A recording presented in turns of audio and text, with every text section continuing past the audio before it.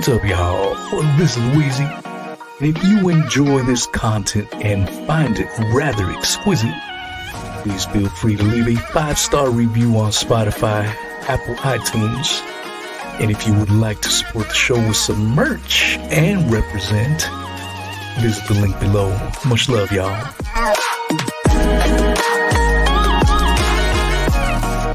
And now's a time when things are shifting. There's gonna be a new world order out there.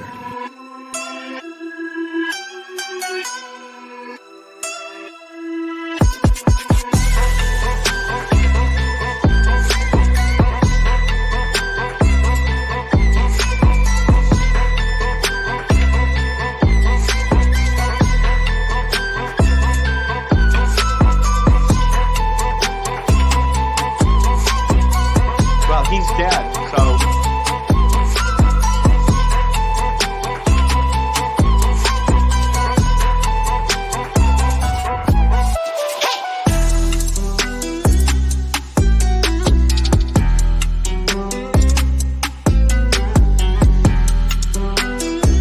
My fellow Americans, I've said on several occasions that I wouldn't comment about the recent congressional hearings on the Iran-Contra matter.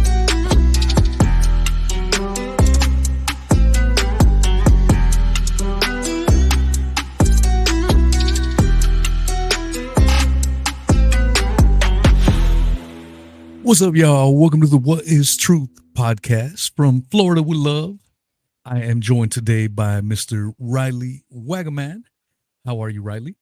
I'm doing well. Thanks for having me on. It's great to be here speaking with you. Yeah, man, should be a blast. As I mentioned before the show, been binge listening to many of the appearances you have done. You've done big shows, small shows alike. So that shows to me your humility. You don't just cherry pick the big shows out. You do them all. So that's pretty awesome. For those that may not be familiar with you, if you could give us a little intro and a little bio, if you don't mind. Yeah, sure. I live in Russia. Actually, at the moment, I live in a little village in Novgorod Oblast, and I work basically as a part-time farmer, part-time blogger now. Write specifically, and I write primarily about Russia and just all the weirdness that we're experiencing at a global level.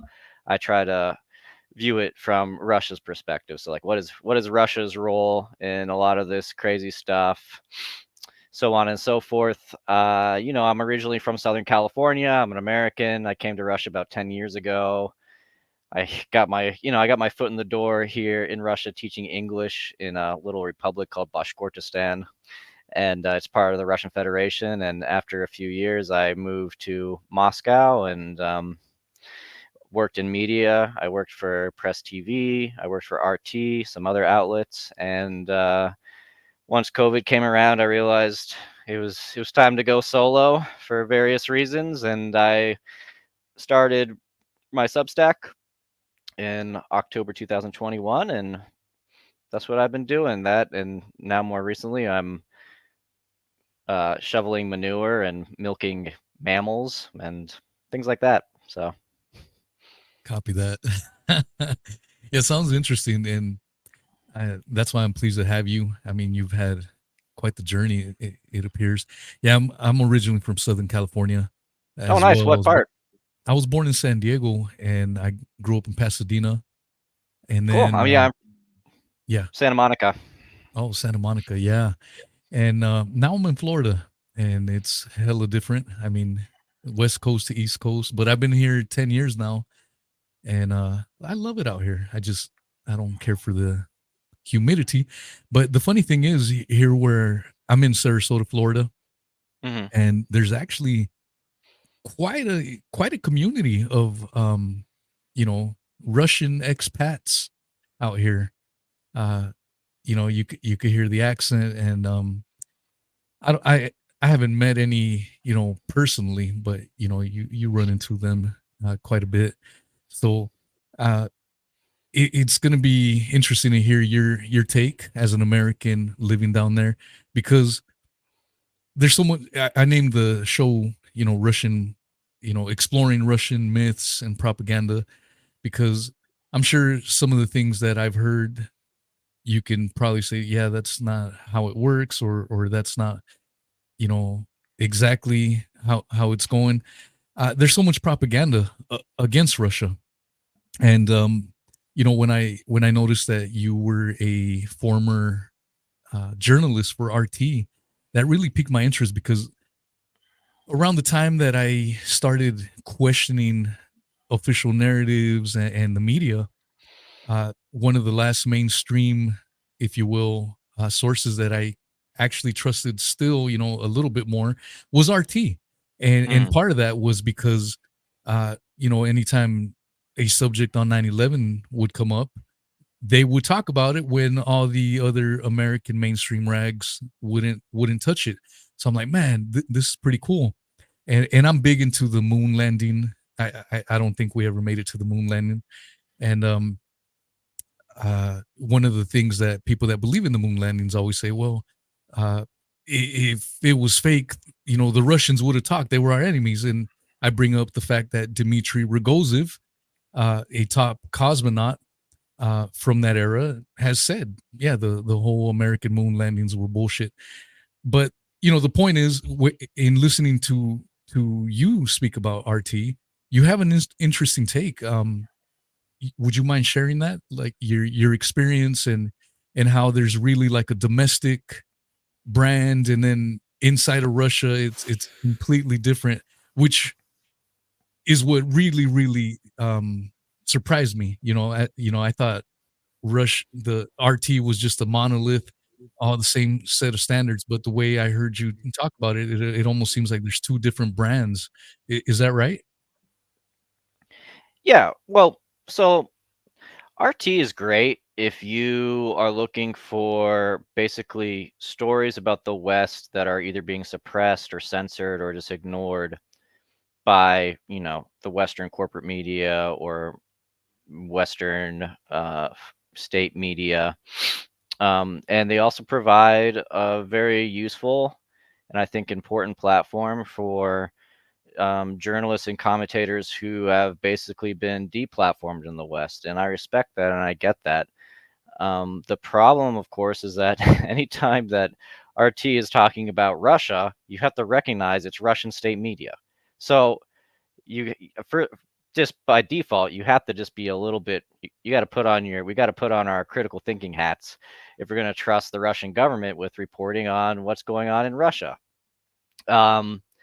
And so the big example, like the big red flag here was COVID, as far as I'm concerned, which um, with RT, you had RT International, right? So English language RT for Westerners, and they were quite critical of a lot of the, you know, um, public health tyranny that we saw. The WHO endorsed public health tyranny in the West, and rightfully so. They ran op-eds criticizing, Justin Trudeau and all these other psychos and how they were handling this so-called public health crisis. And again, I have nothing against that. I think that's great. Like, these people should be criticized. Of course, RT would never ever allow that same criticism to be leveled against the Russian government, which was doing the exact same thing that all these other governments were doing. And not only that, but if you went to RT in Russian, so you have the English language RT, but RT's in many languages, and there's also a domestic RT по-русски, and you go there, and it sounds like you're reading CNN, right? They're writing hit pieces on doctors who are speaking out against these untested vaccines. In fact, RT ran a documentary. This is the example I always give, called "Enemies of the People," which is an old slogan used during the Stalinist, the Stalin era, when they were sniffing out, the people that they were going to put against a wall and shoot for whatever arbitrary reason. The purges of the 1930s, basically, enemies of the people. And this was a documentary that was personally produced by Margarita Simonyan, who was the RT's editor in chief.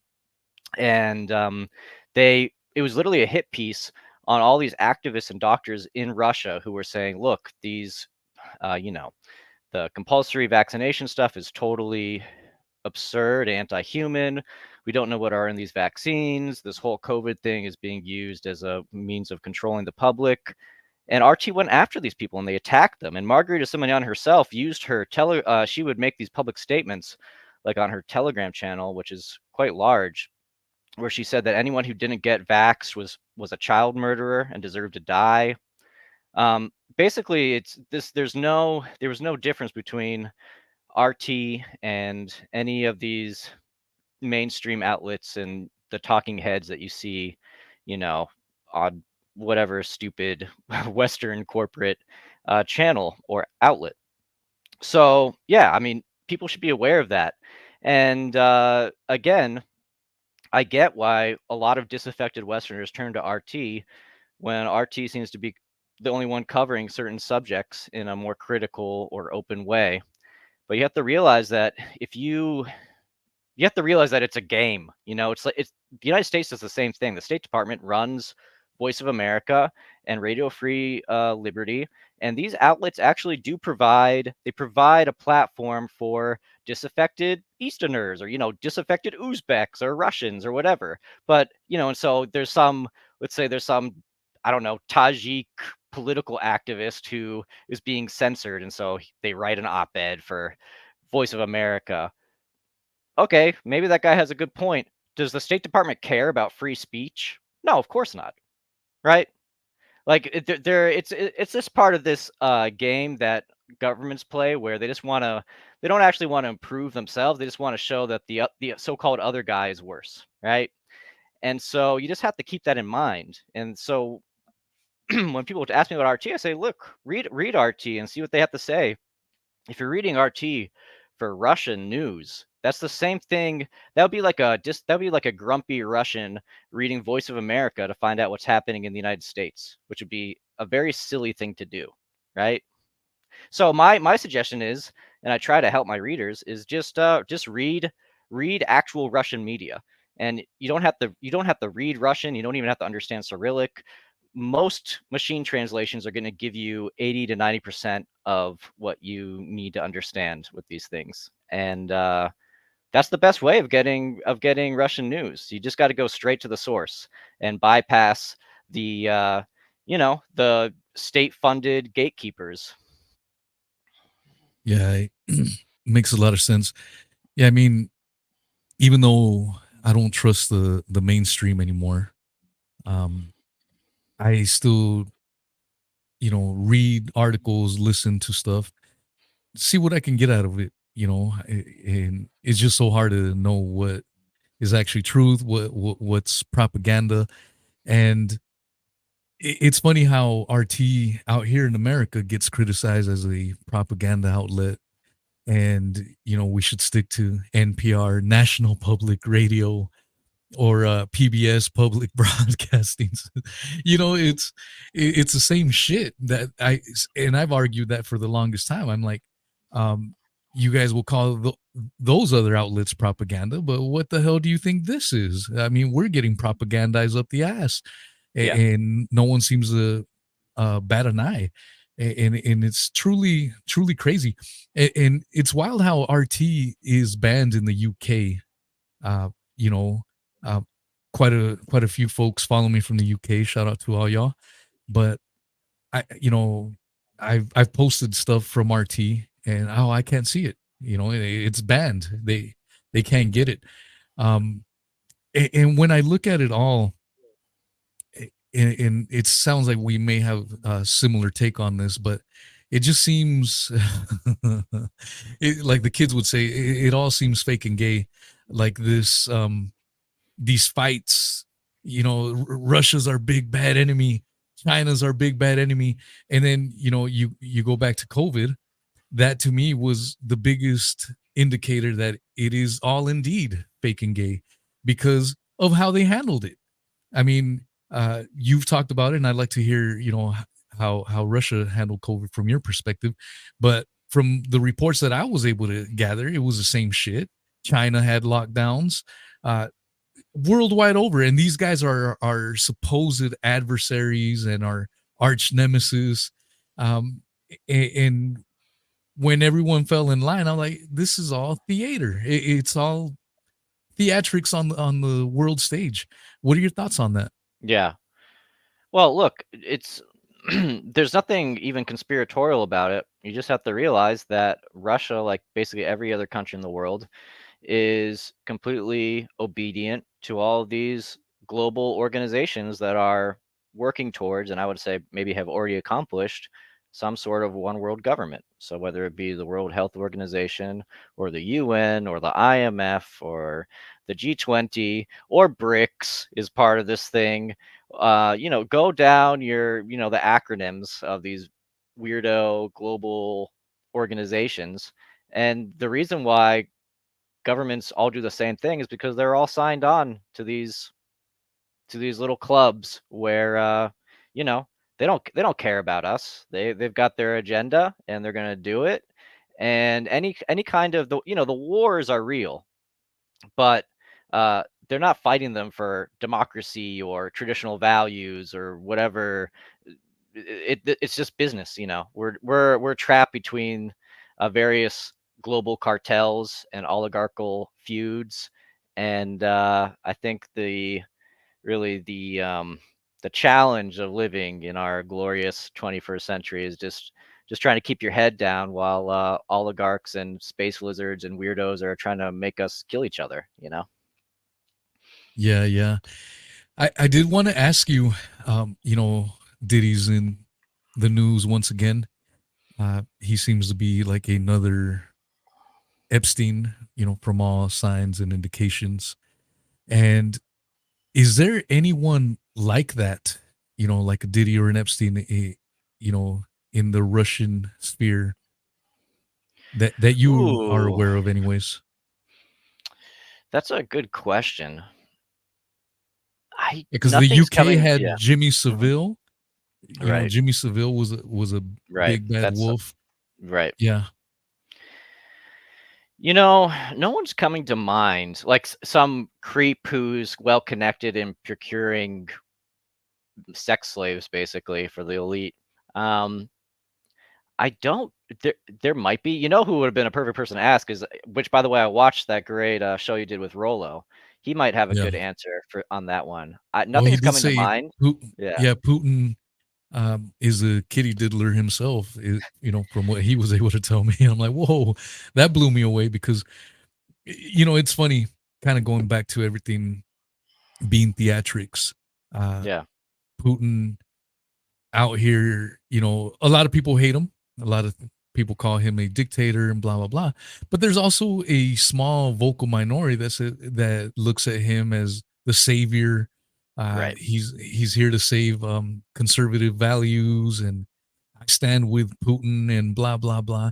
And to me, I I mean, I'm not saying he's the most evil guy. I'm not saying he's a saint either. You everything is nuanced, and it seems like a lot of people kick nuance to the wayside and just attach to one extreme or the other. Uh, it, you know, I did hear you mention that if you talk to the locals, they'll even bring up that and Rorik brought this up as well, where Putin has body doubles and maybe even uh Clones. Yeah. clones. It's What's really that all yeah. about? Who I would say it's not a hugely popular conspiracy theory, but it is a theory, and I've heard Russians just bring it up just in casual conversation where they say, the real Putin died 15 years ago. Like they replaced him. He's like this double or something. There's various versions of the theory, but basically the idea is that the guy that they say is Vladimir Putin is not Vladimir Putin. That's sort of the general idea, the general thesis. But I mean, the sort of the larger point to that theory, though, is that um, this is really true. I really do believe this is true. Is that whenever you're discussing Putin on the internet, like Westerners get so much more worked up about this guy than Russians do. So, like you mentioned, there's a segment of the population in the West where, oh, this guy's like the next Hitler. He's gonna steamroll freedom and democracy and kick all the kittens and burn down all the houses or whatever. Just nonsense talk. And then on the other side, on the other extreme, you have like, oh, this guy's fighting this 5D shadow war with his, army of white hats who are going to leak all the documents showing that Hillary Clinton is, from Mars or whatever. And so it's you just end up in this Looney Tune world. And I think the reality is that Putin is basically just a front man for the oligarchy, which is how you would describe any politician in the world. And whether he's whether he's a nice guy or not, to me is totally irrelevant. His job, he's a politician, so he lies for rich people, you know, and he's probably pretty rich himself, I imagine. But that's not even the point. And all the things that you hate about your country, with very few exceptions, maybe with like Globo Homo is the only real big exception. But everything else besides that, Putin is implementing lockstep with the rest of the world. So if you think that Putin is stopping uh, medical tyranny or fighting the WHO, you are very sorely mistaken. All evidence points to the exact opposite. Putin himself has publicly praised the WHO and has supported all sorts of disgusting so-called public health measures. He's totally on board with climate change. He loves all his sustainable development goals. He's big on, digital development and biometrics and, creating genetic databases of all things in Russia. I mean, you just go down the list. I mean, the guy publicly admits that he had a close personal friendship with Klaus Schwab dating back to the early 90s when he was a nobody working as an assistant to the mayor of St. Petersburg. And so I don't know. Like, this is what I would say. If you took Putin's resume and all the stuff that he said and done over the last 25, 30 years, and you said, okay, is this a good guy? Is this a bro? People are like, no, this guy sounds like a creep. This guy sounds like an absolute freak. Like, yeah, exactly. So Yeah, it's I I and a lot of it has to do with the propaganda being tossed out. It I've gone down the whole World War I, World War II rabbit hole, and I view this may sound controversial to a few, but I think most of the audience that's listened to me for a while know my stance on it. But it's like a Hitler character. You have a huge swath of people saying he was the most evil, most racist guy the world has ever seen. Then you have a small vocal minority. Oh no, the ground he walked on, uh, you know, it was glorious. As he spoke and blah blah blah. And I view him in much the same light. Just another puppet running an agenda. I mean, when right. you look at Operation Paperclip, why the hell if they were so bad, you imported all these goddamn scientists? And then there's no evidence that he ever killed himself in the damn bunker. He more than likely went to Argentina. I Yes, had yes. I had the late Gerard Williams, who was a journalist for Reuters, the BBC. I think he passed away during COVID. And the poor son of a bitch on my podcast was excited to had received the jab. Is that a Oh coincidence? I no. don't know, man. But I mean, this guy was a 100% normie. But Yeah. when it came to the Hitler being dead, committing suicide, he was like, hell no. There's no evidence for any of those claims.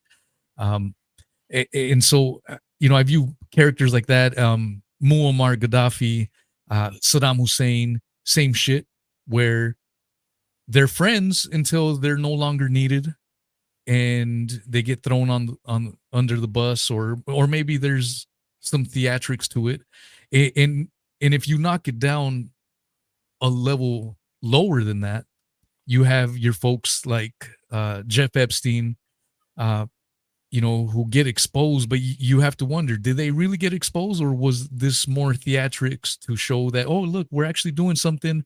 I mean, you had Bill Gates advocating for the vaccinations. He was the face, to save us from COVID, and save grandma and all this shit. And then it comes out, all his Epstein connections come out, and he gets thrown under the bus. So I feel a lot of these characters in power, whether it's at the elite level, or these state figureheads, or these entertainers, if you will, uh, they play roles, and I guess sometimes maybe they don't fall in line, and that's when they go through this quote unquote humiliation ritual, which is probably what's happening with Diddy. I'm sure people knew about Diddy's bullshit for ages, and it's only, only recently did things start coming out.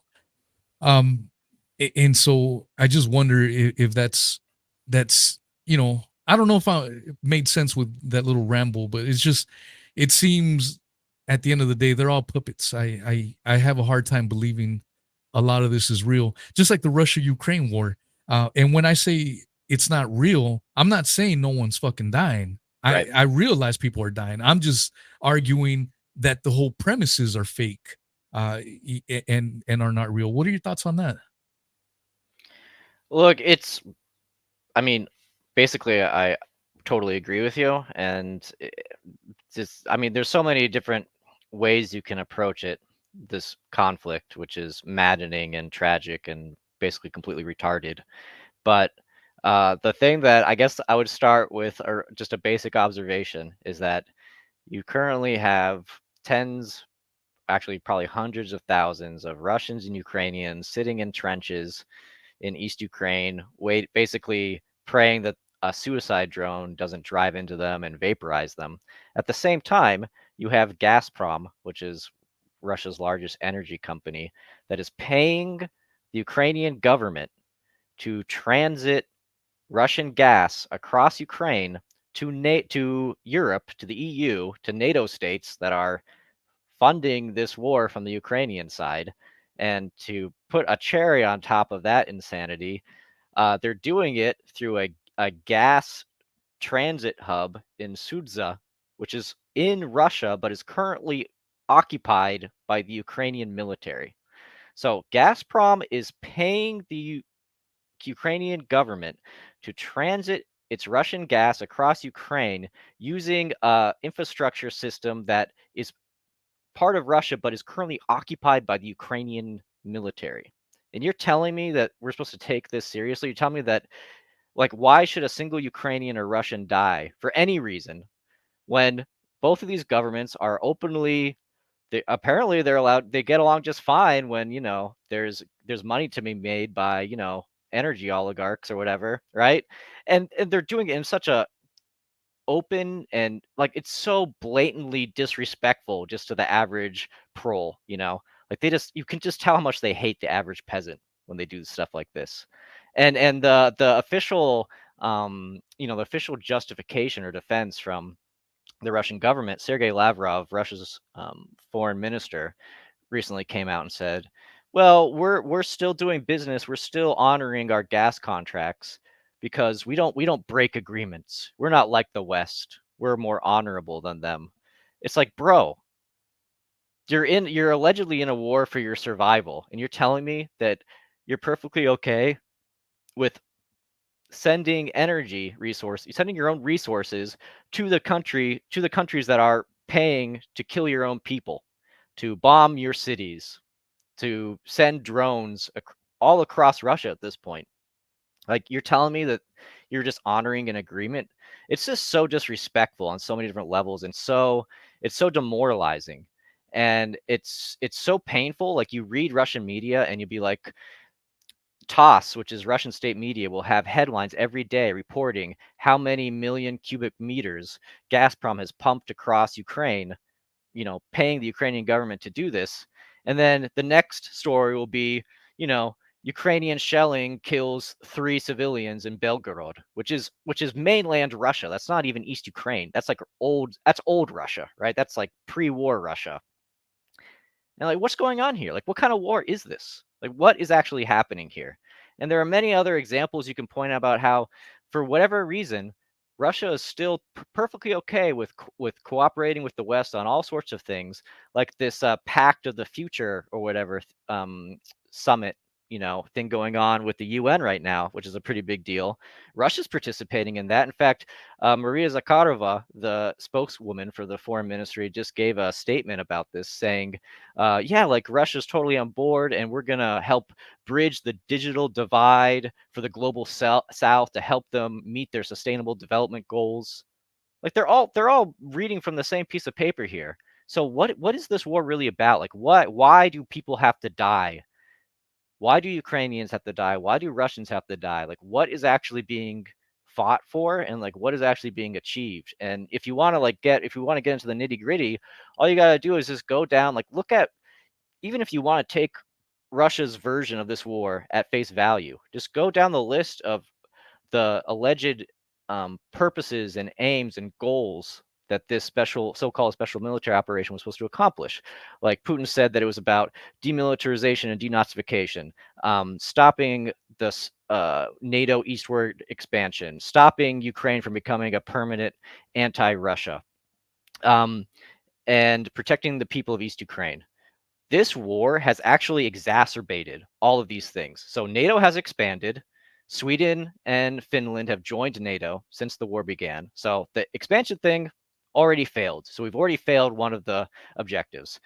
East Ukraine is a total shit show. It's not even that people are being shelled and killed every day in East Ukraine. We're almost 3 years into this war. It's that now mainland Russia, so Belgorod, Kursk is occupied by the Ukrainian military. There are drone attacks across Russia at this point. No one is being saved or helped at this point. It's just total madness and chaos and destruction. Demilitarization, denazification. Ukraine has never been more militarized ever in its entire history. Its relationship with NATO has never been stronger. There's never been more high-tech, scary military gear in Ukraine aimed at Russia. It's, again, like, we basically failed that. And then the denazification thing is just, nobody even knows what it really means. Putin claims that we need legislation to, outlaw, in Ukraine needs to outlaw any kind of glorification of like Nazism. Okay, great. Well, but that hasn't happened. So that's obviously is also unsuccessful. I mean, it's really sad because in many ways, I can sympathize with Russia's position before it went into this conflict. The problem is that this war has exacerbated all of the problems that existed before February 24th, 2022, when the SMO kicked off. And it's really, really sad because I don't know where the off ramp is. The goals are not achievable at this point, really, in any meaningful way. Apparently, we're still allowed to pump gas to Ukraine and, make a few bucks on the side. Like I just don't know why people have to die in this stupid war. It's just absolutely insane to me. So anyway, sorry for the rant, but that's my take on the war. Yeah, it's kind of wild when it first kicked off. People were talking about, oh shit, World War III is around the bend, and I'm trying to go back to my thought process because it's been going on for a few years now, so it's easy to Yeah. forget a lot of the shit from the beginning. But what was always curious for me, and it still is to this day, because it seems even worse now where I don't know what the fuck is going on. We were getting more updates, more shit was popping off.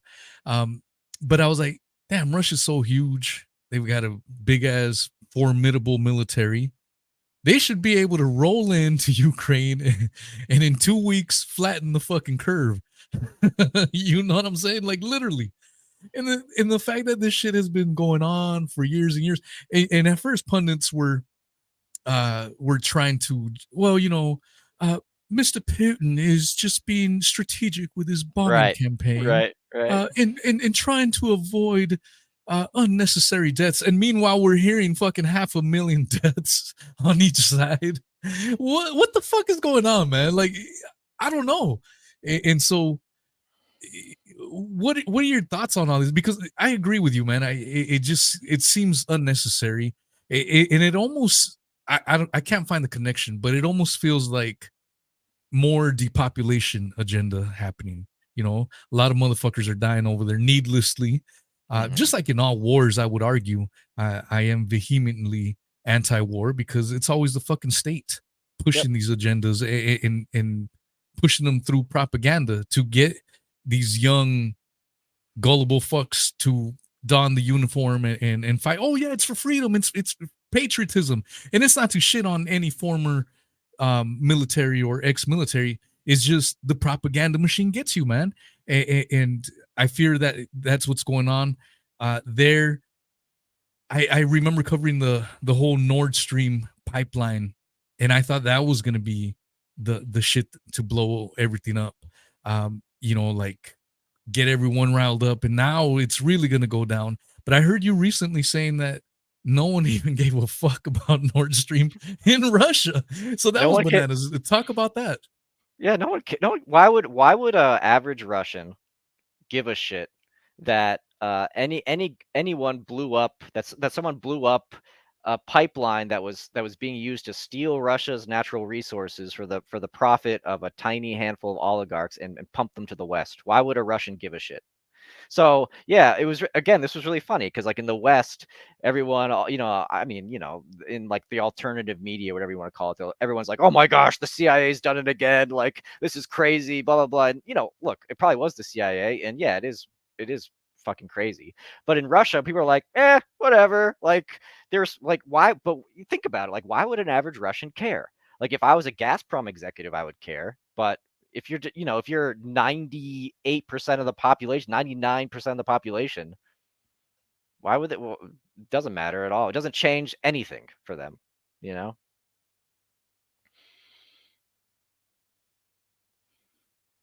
I think I can't hear you, unfortunately, Wheezy. Did you? Oh, my bad. I Oh, muted there you go. myself. Yeah, yeah. Steve Poikonen is my buddy. He's in the live chat. So Oh, he yeah. he's Hey. he says he wants to get you back on the show. So be expecting a email from him. I Great don't know guy. who Caleb Maupin. Malpin. I don't know Yeah, who the hell that he's is. quite a character. He's a RT. Well, maybe he's not with RT anymore. I don't know, but he was RT. I think he works in the US. And anyway, he let's just say that he has a very rosy picture of many of the things that we're talking about in a not so rosy way. Yeah, he probably follows the official narrative in many ways. Let's talk about how. And I know you live in a smaller town, but did you travel to any of the major hubs during the COVID times, and what did you experience? Yeah, well, I was during COVID. I was just outside of Moscow. I was in a suburb of Moscow, and um, even in my little town. So at a certain point, this was in the summer of 2021. So the way that I'll back up a little bit, the way that Russia did a lot of its so Moscow had a hard lockdown, like a very, very serious lockdown. They even experimented with requiring people to have a QR code to go to work. Like they were stopping cars and seeing if you had like a permit to travel, like to go anywhere. And you couldn't go outside. You had to have like a special permission slip to go outside to do stuff. They had rules. You can only walk your dog 100 meters from your apartment. It was pretty bad the first month or so. But that lockdown actually lasted from the end of March until the beginning of June. So it was a few months. But anyway, then things did cool down.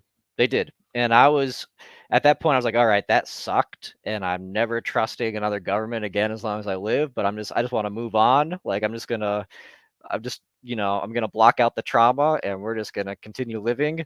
And then a year later, in the summer of 2021, is when the compulsory vaccination stuff started happening in Russia. So it started with Moscow and several other regions in the summer of 2021. And not only did Moscow introduce compulsory vaccination that was tied to employment, like basically, if you didn't get vaxxed, you would be indefinitely suspended from work. This was for a very large portion of the workforce.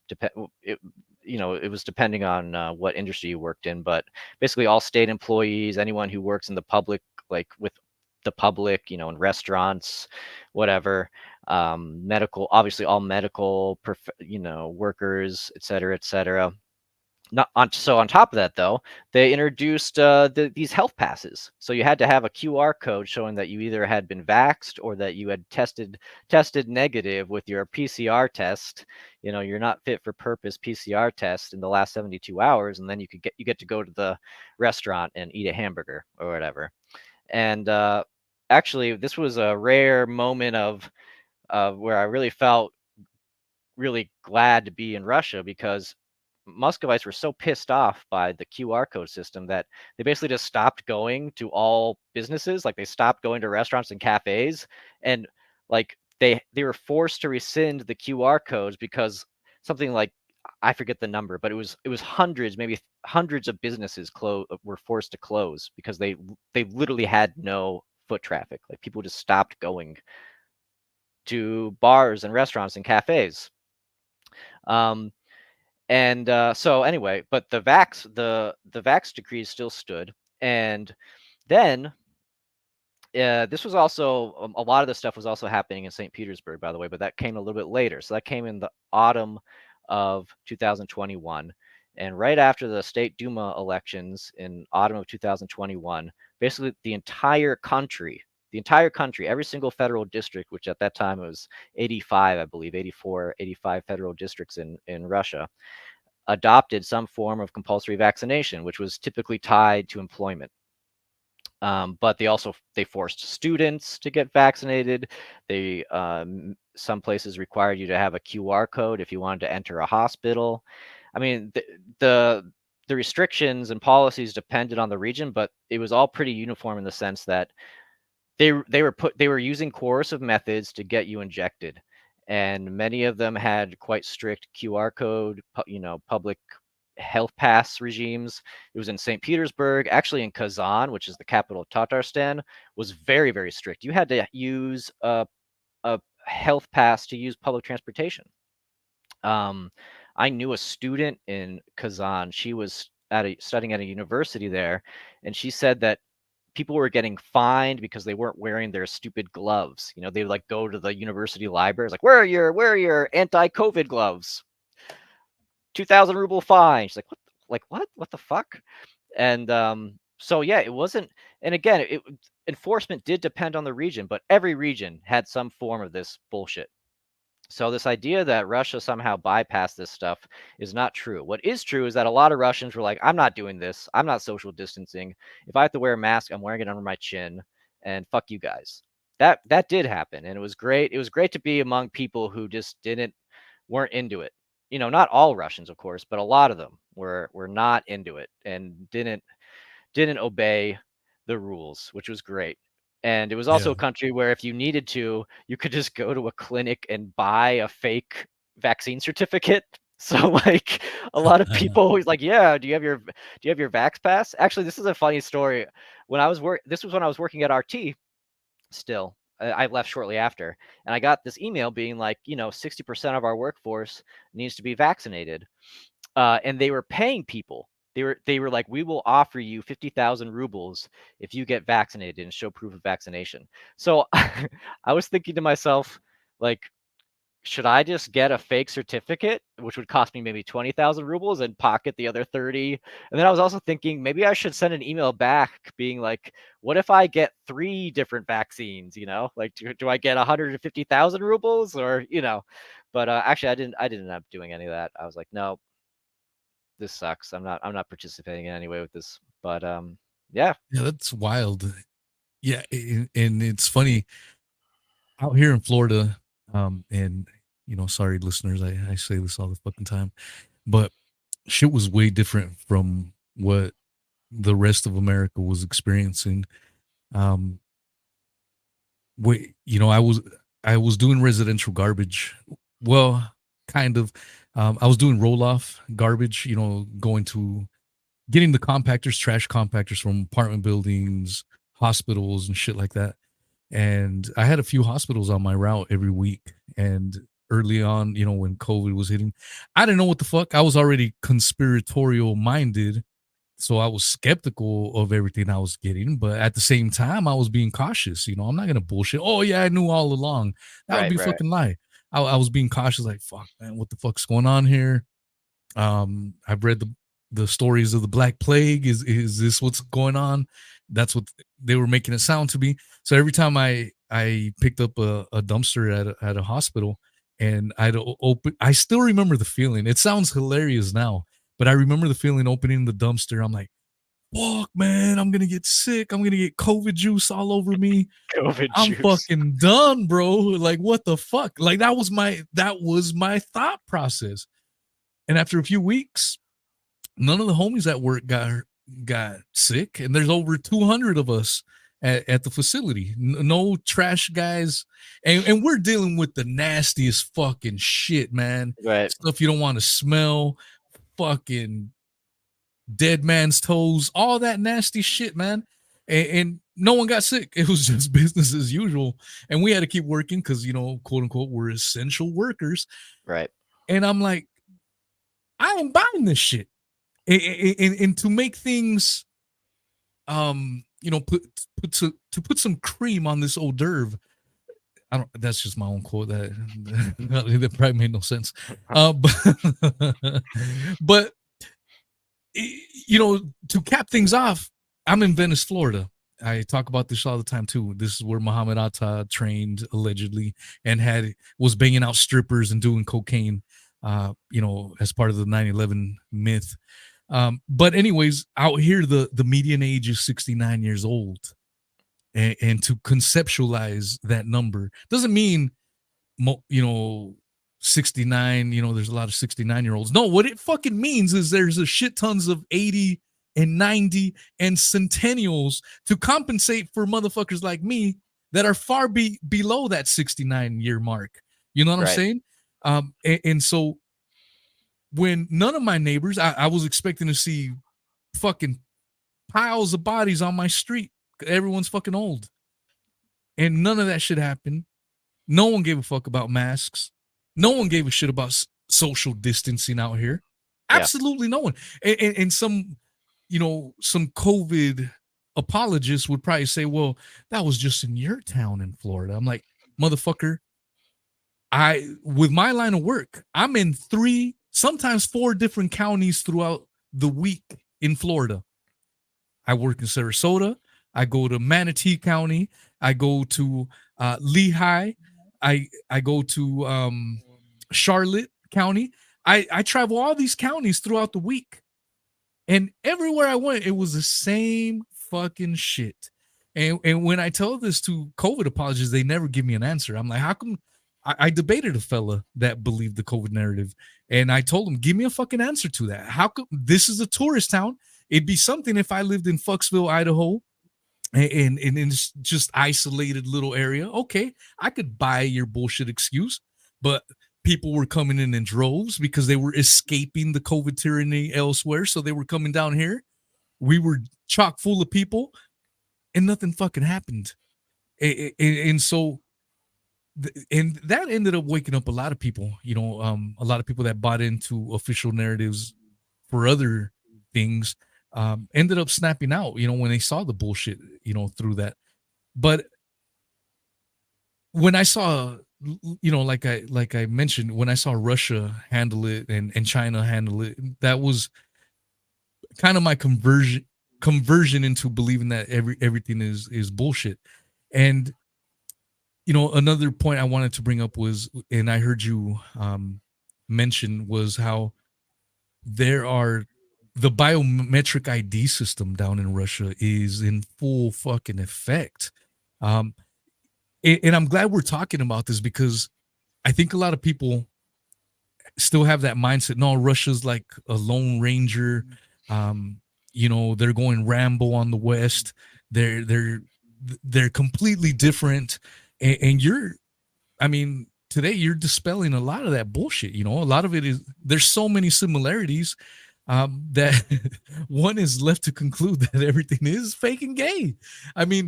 Talk about those biometric IDs and the whole, Orwellian surveillance state, if you will. Well, I guess a good way to launch into the technocracy and the digitalization and the biometric creepiness is to introduce you and your listeners to a very interesting man named Hermann Gref, who is the CEO of Sberbank, which is Russia's largest bank.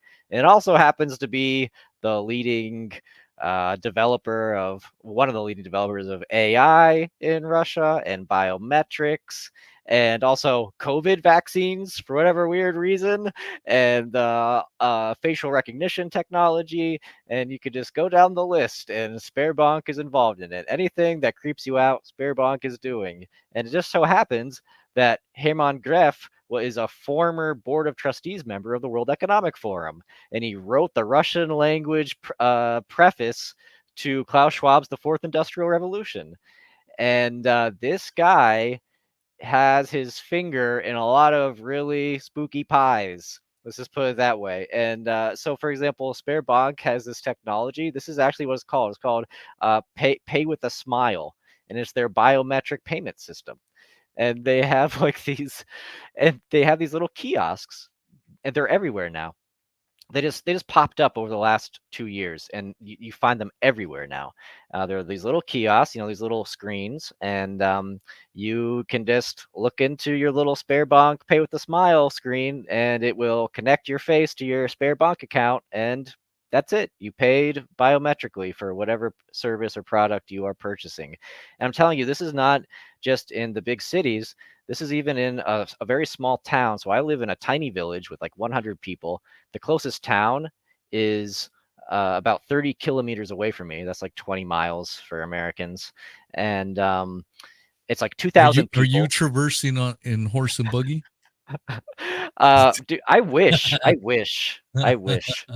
Yeah. So this is like a tiny town of 2,000 people. It's the closest town God to me. damn. Yeah. And in the local tiny butcher shop, there's a Sberbank pay with a smile biometric kiosks. Now, are Russians rushing to sign up for biometric payments? As far as I know, not really. But what they're it's a this is a slow boil, right? Situation Mm. where they set up the infrastructure, and over a period of, I believe, 5 or 6 years, it's going to be totally normalized. And I guarantee that if you looked at the statistics of who's using this technology, I guarantee that there's a very large proportion of those who are using biometric payments now are the younger generation, and that's by design, right? Because once you condition younger generations to think that this is safe and convenient, and because Sberbank and Hermann Griff love you and want you to have a convenient transactional experience with your face, then it's just totally normal. And why would anyone object to it? And why would you be upset that companies are using your face to identify you and make payments and things like that? So within a few generations, I think that while it's taboo still in Russia, it'll be totally normal. Yeah. And to add to that, the evidence for that is also that Sberbank is also involved in, for example, creating systems like they're called safe or smart schools systems, where children are identified biometrically, or with like some facial recognition camera. And they also have they have, like, the cameras that show your temperature or whatever. And so in case you have a fever, you have to be sent home because you might have COVID. And they have all these elaborate systems that use algorithms and facial recognition and so forth, and these are being installed in Russian schools right now across the country. And so they're conditioning, the younger generation to think that this is acceptable, this is normal. They even had, they ran an experiment. Sberbank ran an experiment about 10 years ago called like Little Palms, where children were paying for their school lunches using their palm, the palm of their hand, right? You put your palm on, and it identifies you biometrically, and then they deduct money from your Sberbank account. So it's this idea that Russia is somehow resisting this technology, or is somehow more conservative, or it takes a more humane approach to technology. I don't really know where the evidence for that is. And another point. I mean, this is a whole other topic, but Russia currently has a CBDC that's a legal form of currency. It has the digital ruble was made by law, signed by Vladimir Putin, was made Russia's third form of official currency in summer of 2023, and they're plan on introducing it into the general economy by summer 2025. So now you have your central bank, centralized, digital, programmable, traceable, blockable, possibly with an expiration date currency in Russia that might actually be in use before we see it in the EU or in the United States or elsewhere in the West. So if you want to tell me that Russia is fighting the globalists with Putin and his gang of white hats, like, where's the evidence for that? Yeah, that 100%. It's wild. Here's a question from my Russian, or my UK Vlad. I call Missy the Russian Vlad. Um, she writes, "Is the KGB still active?" Well, so the KGB it's from it's of the Soviet Union, and so the organization that came after them is the FSB. And the FSB, in many ways, is like the KGB, I would say. And if you, I don't remember if you spoke about with Rollo, but Rollo would say that basically the FSB is the continuation of the KGB, and that the KGB was actually working towards um, convergence with the West, so that basically Russia is being turned into, an oligarchic spook state that wants to merge with the oligarchic spook states of the West, and that this has been a multi, decade plan to merge our two societies using, basically spook terror tactics and oligarchic smackdowns in various forms, like stupid wars or fake health emergencies, to promote like a one world government. And so the FSB, I would say, is at least as brutal as the KGB in many respects, and is not to be trusted. I mean, it's like the FBI, or it's basically like the FBI. So would anyone trust the FBI? I wouldn't. Fuck them. So Yeah. yeah. Would you trust Israeli pagers? You know what? Uh, No, I don't think so. damn it. I'm just kidding. Yeah, man, it's shocking to it, what you're saying could be shocking. Let me better phrase that, to people that are not too familiar with how things are in Russia. For someone like me, that I'm already skeptical of every fucking thing I see or hear, just because I see it on TV doesn't make it so. Um, I want to touch back and circle around to your time as a journalist, because when I was a normie, meaning when I bought official narratives and didn't question them, I would view someone like a Ted Koppel, a fucking Dan Rather, name the fucking clown. Yeah.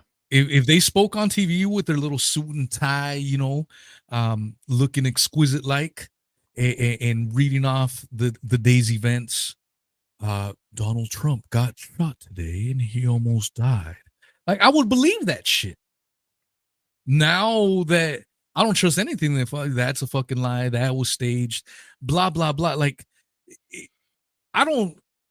When I think of journalists today, I think they're just paid propagandists, and I'm not.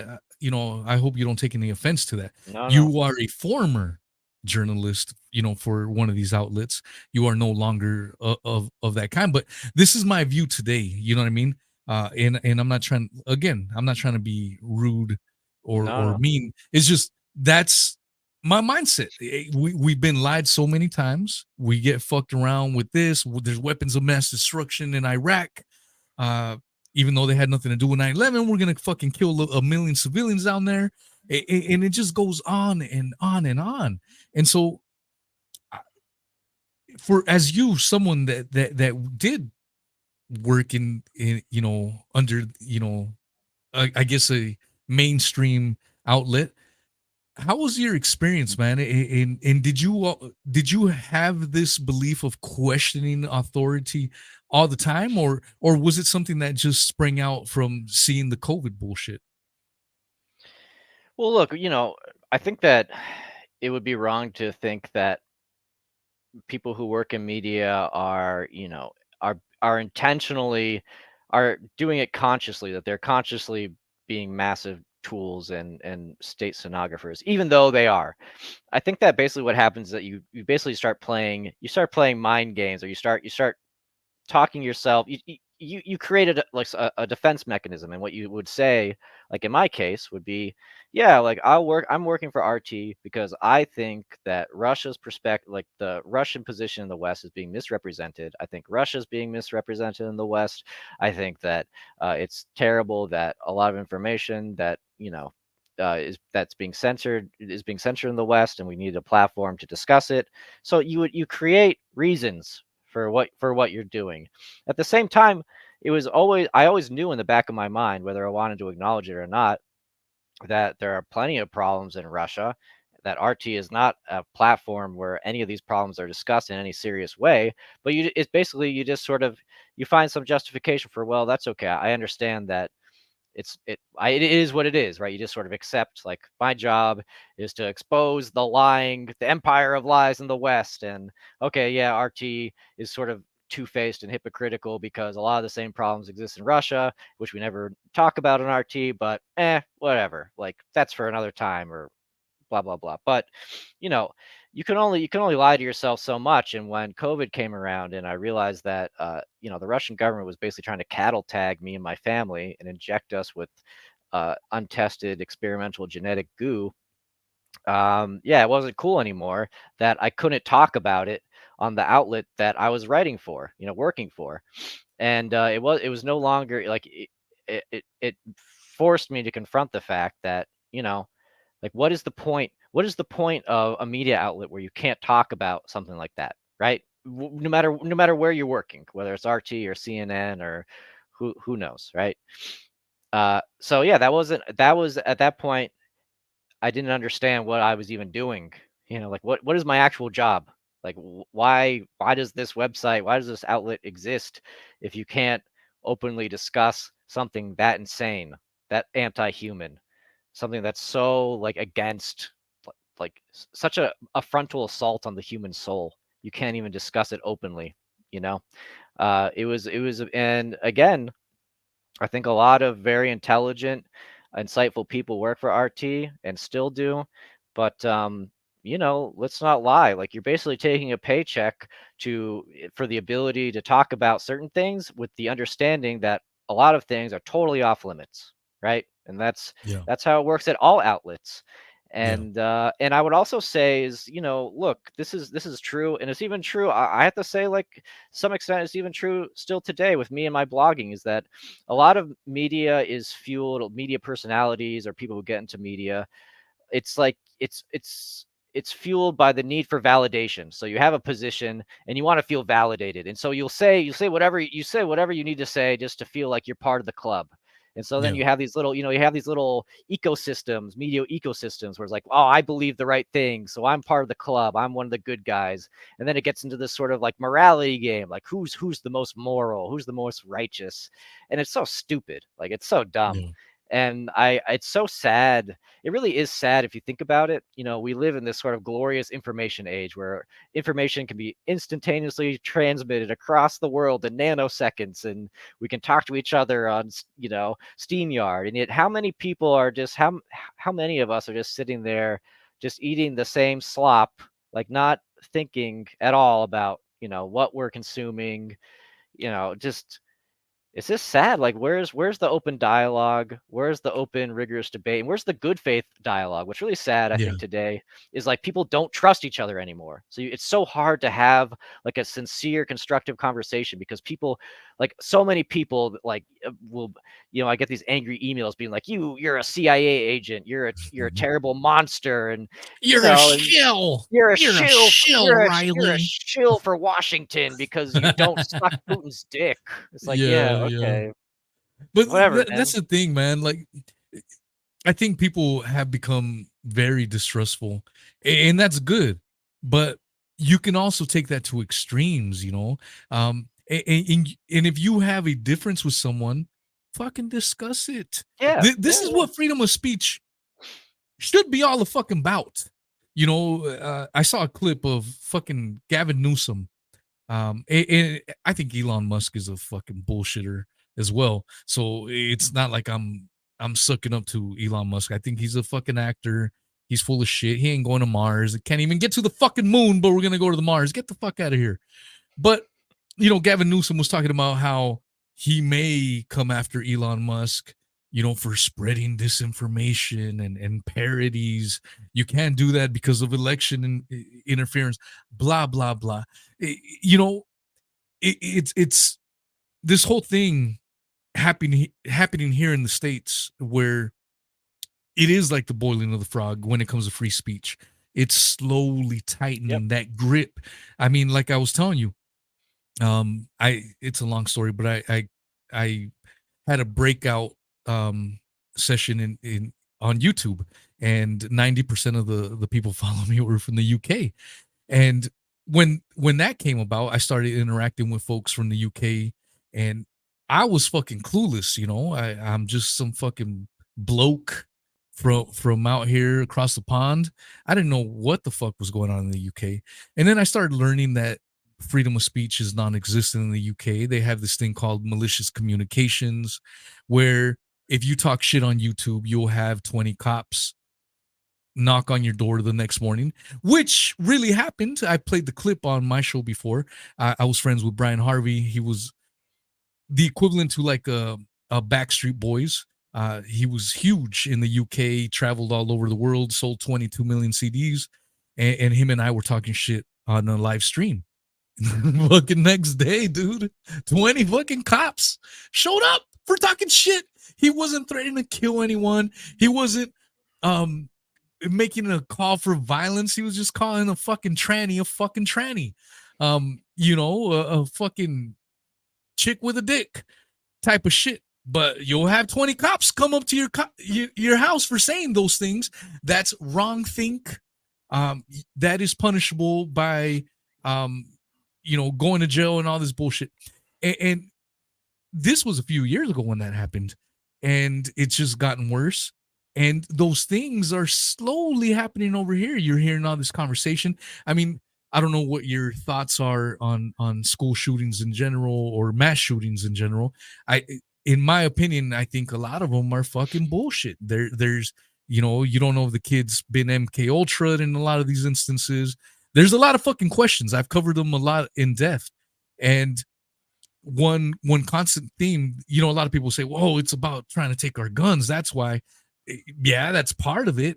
The other part of it that a lot of people seem to miss is when you read the articles with all these shootings, like, well, the suspect was engaging in social media posts and posting this. It's fucking censorship. It's not just about taking fucking guns. It's more fucking censorship each and every fucking time. Next time something shit like that happens, and it will happen again, read through the lines. This is why I think it's important to read mainstream, even if you don't believe that shit, because you can find out a lot of truth reading through the goddamn lines. And so I think that's what's happening in the US. I mean, yeah, we have the First Amendment, but they're finding ways around it, you know. And I went down super deep down the Abraham Lincoln assassination rabbit hole a few months back. I just got super addicted to it, man, because, you know, the main story is that, you know, he was killed by a lone nut, you know, conspirator, and John Wilkes Booth, and end of story. That's it. That's all you need to know. But when you go deep down that fucking rabbit hole, you find out a lot of crazy shit. For one, Abraham Lincoln was himself a tyrant who didn't abide by the Constitution. So this whole thing that you often hear over here in the States is that, oh, the Constitution isn't being followed, and it's such a travesty, and it's only happened in the last few years. Fucking bullshit. It's been going on for at least 150 years, if not longer, that the Constitution hasn't been adhered to. It's truly troubling times. You know, you're talking about, you know, for anyone that had this fantasy in their head that, oh yeah, in Russia things are way different. You just pretty much showed us, no, it's a lot of the same shit. It may be even worse in some cases. Have you read the book 1984 by George Orwell? I have, although it's been many years. But many years. yes. Yeah, that's one of my favorite books, man. I've read it over and over, probably 4 or 5 times, maybe more than that. And I've heard weird thoughts about it. You know, Orwellian was also a statist, and maybe it was more like a predictive programming type of shit, you know, just to prepare you mentally for what's coming, which I am open, you know, to that being the case. But when you realize that this was a piece written in 1947, and a lot of the shit that was written about in 1947, you know, there's a reason why people started calling COVID 1984. based on that novel. All the surveillance state, all the silly laws. Um, it's part of the technocratic agenda, if you will. But I'd like to hear your take on Russia's role in this new technocratic agenda, if you will. What their role is. I think by now it's fair to say, anyone that's been listening, that they're lockstep with the agenda. They're just playing an adversarial role. For for for whatever the reason. Yeah, look, again, you don't have to take my word for it. All you got to do is just look at like official press releases, or look at, what the organizations that they're part of, what they say every year they plan to do or want to do or are currently doing right now. And Russia, and I would say maybe even to a larger extent China, the East is not resisting technocracy. It's creating the infrastructure that's going to be implemented in the rest of the world. Okay, so if you want to look to Russia, don't, and here I'm talking about the Russian government. Russian people are lovely, and it's a beautiful country. I highly recommend, if you have the ability to come visit, you can come hang out with me and my chickens and cows and goats. But anyway, different thing. If you're looking to the Russian government for, like hope, like I would strongly urge you not to do that. Instead, you should look at what the Russian government is doing and prepare for your own government to do the same thing to you. So whether it's the CBDCs, these digital IDs, Russia is has already created, I'm sorry, a unified biometric database where it takes all of the biometric data. Well, currently I think it's only face, and I believe, I want to say like audio, some sort of audio clip. I could be wrong about that. But anyway, they're all storing it in a centralized database, which, by the way, is not fully controlled by the Russian government, which sounds insane, but it's this unified biometric database, which is going to be used for all biometric stuff in the Russian state, is owned by a joint stock company, which the Central Bank of Russia has a minority share in, and is run for profit. So your face in Russia is being used by a joint stock company. I know it sounds insane. I know that sounds insane, but please believe me, like, it's reported in Russian media. It's just a fact. All right. It's crazy. And so, if we're talking about what else, what else is going on here? Like the rollout of AI and algorithms. Russia is really big on using AI and algorithms in education. They want to create this system where basically an AI or an algorithm creates curriculums specifically designed for each child, and monitors their so-called progress and supervises them. They're really into algorithm and AI based medical care. They want to shut down hospitals and clinics in rural areas and have you talk to a computer or to a doctor, sitting on the other side, in a city 2,000 kilometers away, and then through some sort of algorithm, they decide what's wrong with you. They're implementing this stuff across the board in public transportation. Moscow has a very famous face pay system, which is, again, is biometric payment for using public transportation. I think they're implementing that actually already, maybe in some stations in St. Petersburg and in Yekaterinburg. I think they're starting to do it.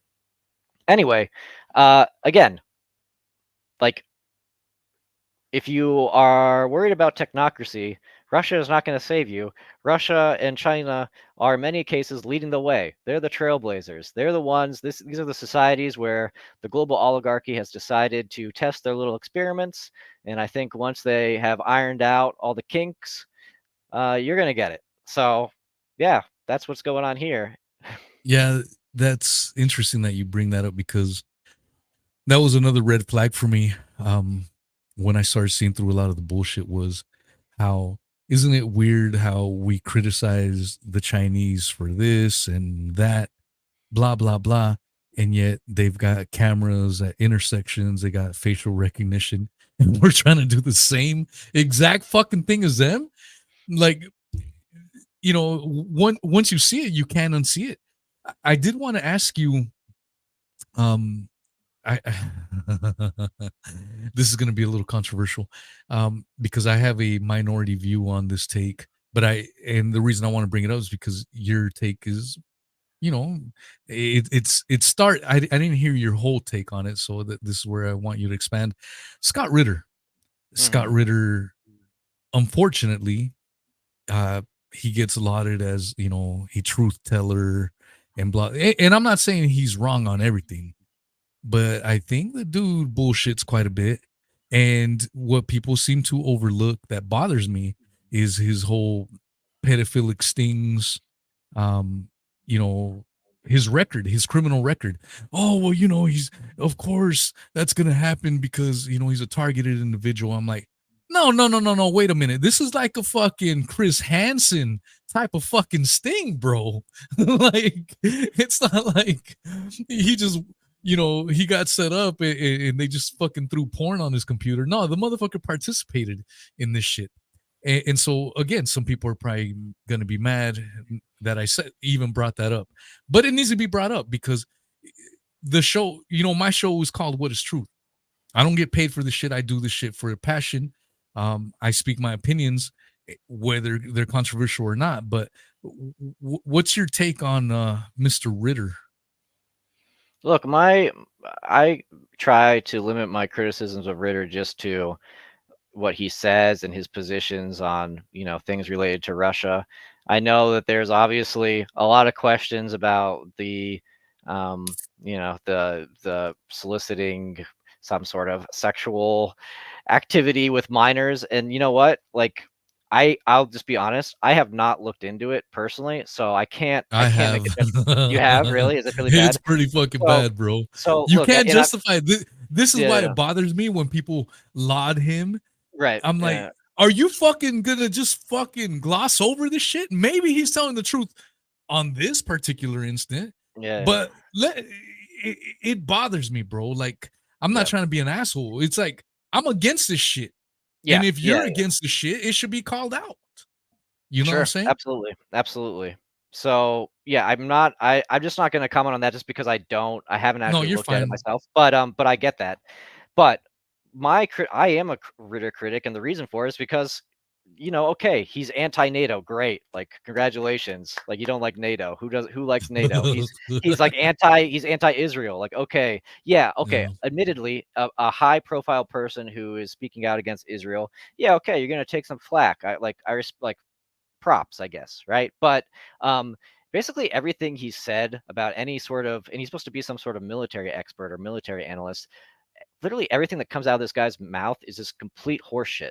And I can't tell you how many times this guy has predicted that Odessa is about to be liberated, or Kharkiv is about to fall, or the Ukrainian military has been completely wiped out and it's all over and NATO has been completely destroyed. Like, if you go to Ritter's Telegram channel and just scroll through the headlines, of the podcast he does, it's literally every week, NATO crushed, like it's over for the last 3 years. Like, dude, just stop. Just stop. And the thing that really disgusts me about Ritter, and this is, he said this multiple times. He makes this absolutely bizarre and frankly offensive claim where he says, "Yeah, okay, we don't. Yeah, the Russian casualties, on the Russian side have been quite high, but like Russia doesn't care. Russia, as many Russians will die as necessary. They'll just keep dying until they win. That's how Russians act. Like, oh, so they're like lemmings, like they're just zombies. Like, dude, like fuck off. Like, you don't get to say that about Russians. And it's just like the way that he talks about this conflict. It's as if Russia will just do whatever it has to do to win, which he never describes what winning is. I guess the complete capitulation of Kiev, which by the way is never going to happen. And Russia will, doesn't matter how many Russians die or how many Ukrainians die. This is NATO is being destroyed. How is NATO being destroyed? NATO is expanding and calling Slavs in Ukraine, Ukrainians and Russians, who are brotherly people as far as I'm concerned. NATO's sitting in the back snorting a mountain of cocaine and laughing its ass off. Yeah. And Yeah. Ritter is the guy who's like, yeah, kill each other. Yeah, Russia's so cool. Like, that's not a. And how can a so-called peace activist behave this way? Yeah, Like, you exactly, see, dude. you 100%. you see the like the screamy, bold-faced headlines, and it's all pro-war. It's like Russia about to destroy Ukraine and kill all the Nazis, and it's like, bro, stop. Like, just stop. Yeah, And man. it's No, yeah, and that's fair what you said. You don't know, but I would definitely encourage to look through the documents of his arrest, because then I see the passion you have right now. It's gonna fucking get amped up several more notches after you go through it, bro. Like, this is what gets me. Like, for me, you said that's what disgusts you the most. For me, it's the fucking pedophile shit that disgusts me the most. All the fucking bullshit fairy tales he speaks, as this military analyst and blah blah blah. I'm like, you're a fucking bullshitter, bro. I don't trust anything you fucking say. And I know this is controversial. I'm not saying it for a hot take or nothing like that. This is how I truly feel. Fuck yeah. this guy.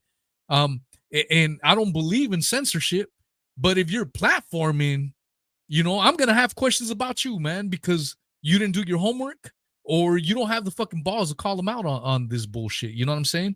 Yeah. Maybe there's other reasons, but that's just my take. I did. Here's another fun little conversation. Um, Julian Assange, man. I want to hear your thoughts on Julian Assange, because mine have evolved, and not for the better. I used to be one of these fucking clowns, and notice how I'm calling myself a fucking clown for posting hashtag free Assange, hashtag free Assange, free Assange, fuck yeah, free motherfucking Assange. My views on this have changed quite a bit. And I'm not bragging about it. Like, it's just based on new information coming in or lack thereof. Um, for me, my view has changed because the behavior after he was supposedly allegedly released, no, he hasn't talked. We get our couple. It's almost like the fucking alleged plane hitting the Pentagon building. We just get a couple photo stills and that's it. And we're supposed to believe a fucking passenger Boeing airline did this fucking crazy flip and hit the Pentagon right in the county building. It's similar to that in a different way. Follow me, stay with me. In that, all we see is Stella Assange posting some smiling pics of him, and that's it. We need to raise 500,000 for an airplane ride. I don't know, man. Maybe I haven't heard you talk about Julian Assange, so maybe your take is going to be completely different. But this is where I've evolved to now, where I'm not saying the Julian Assange deal is 100% fake and gay, but I'm kind of leaning towards it, man. I'm second guessing myself. I'm wondering if I had been played along with many others all along, and another key component to that is when we take into consideration what he said about people looking into 9/11 Yeah, I all was about to those bring years that up. ago. I was about to bring that up. He said, why and I'm just paraphrasing, something along the lines like, if you question 9/11, it's fucking silly because there are real conspiracies to go after. Are you fucking kidding me? 9/11 is as real as you can fucking get. And so when I couple this shit together, and some people are going to get mad at me saying this, but I can't help the way I fucking feel, man. I'm starting to feel we got fucking played with Julian Assange. What's your thoughts on that, Riley? Well, I was just gonna bring up that 9/11 comment, which to me is James Corbett, I think, talks a lot about this whenever Assange comes up. He says, why should we trust a guy who tells us that looking into 9/11 is silly when there's so many real conspiracies out there, right? It's like, bro, come on. What are you talking about? And so I guess that the nicest thing you could say about Assange is that he's just a gatekeeper. I mean, he must be. And how can you claim to be a serious, whistleblower journalist, and you're just regurgitating, oh yeah, of course the hijacker's passport miraculously survived and it flew down from the plane into the smoldering lava of the World Trade We Center. couldn't find the fucking the black boxes, Right. but we But found this spiffy new fucking passport. yeah, Get the fuck out of here, bro. make black boxes out of passport paper, we'll never lose another black box again. Fuck, Um bro. Yeah, Yeah, no, it's like so and again, I'm honestly not trying to dodge the question. I haven't just I d I there's just so much stuff going on now. I just don't yeah, sometimes I just block things out. I haven't yeah, given Assange a lot of thought. I did find it very peculiar, like, why exactly was he released now? And like you said, like, where is this guy? Did he take some sort of deal where he's not allowed to talk anymore? I actually don't even know the details, to be yeah. perfectly honest, like, No, of the that's fair, bro. Don't yeah, even worry about it. I was just curious because my position is a minority position. And sometimes I vent these thoughts that go through my mind. But like I said, I try not to put a filter on myself or any of my guests. I just, flow wherever the conversation may lead. But yeah, man, it just it kind of circles back to the very beginning of this conversation where I wonder if Julian Assange was one of these fucking players served up to us to play a fucking role. Oh, he's a truth teller, WikiLeaks. And now right, we know damn well that WikiLeaks has been, if it wasn't before, it's now fully taken over by intelligence assets. You know what yeah, I'm saying? So what the fuck about that? Um, yeah, man, and that's the thing. Like, if I've been played, I want to know I've been played, and I want to accept it. There's some people that get played, and will still hang on to the fucking myth. Whatever fucking bullshit story they like. Look, here's the evidence on the contrary. This is why you're wrong. Wrong. No, no, no, no, no. They get emotionally attached to a lot of this shit. I found myself emotionally attached to Julian Assange, man. I was like, fuck yeah, balls in, free Assange. Pompeo's trying to kill him. Hell yeah, man. The man is gonna die in prison. If he falls in American hands, he's done for. I bought into all that shit, but I don't know. I no longer believe it, man. And it's not like I'm proud to say that. It's just it's one of these predicaments, man. I want to ask you a question that I ask a lot of not every guest, but a lot of guests, because no two answers are the same. For you, Riley Waggaman, what is truth? whoa, that's deep. Oh Super, man, super that's super deep. easy question. Super. I mean, it seems on its face super easy, but again, I've asked this all the time to get. So if I ask you, that means like I fancy you as a guest. I think you're super interesting. But no two answers are the same, man. They're all different. So I want to hear your version of it. All right, this might sound extremely corny and stupid, but I'll tell you the first thing that came to my head, and I think that truth is Johann Sebastian Bach. I think that Bach's music for me, that's truth. All right, this like Um, beautiful symmetry, this incredible, this, vocalization, the ability to play his compositions like based with any instrument, and there's just like such there's a very simple element to it and a very profound element to it, and for me, something like Johann Sebastian Bach to me, that's that's truth. Like something so beautiful, so simple yet so complex, something so versatile, and something that really touches the soul. So maybe my answer isn't specifically Johann Sebastian Bach, but like in use that as a template for other mm, things that people create, that people share with each other, and to me that's the highest truth. Stuff mm. like that. Yeah, that's interesting because music, but at the same time, just to give you a little friendly pushback, music a lot of times is subjective. That's Um, true. what someone may deem as fucking absolute fucking killing tunes, man, that will make you fucking cry. that will elate you, when you're fucking down and fucking pump you up and motivate you. Maybe you need to run a fucking 10-mile race and you're at mile 6 and you need that extra fucking juice. That music will do that to you. Right. But you play that same fucking tune to someone else, and like, man, Right. This is weak. Yeah. this is fucking gay. Yeah. No, you're Change absolutely the fucking right. tune. So I mean, I guess going back to the question of truth, that's where I'm at these days, my man. I don't know how old you are. I'm 42. You can probably tell by my motherfucking grays on my beard.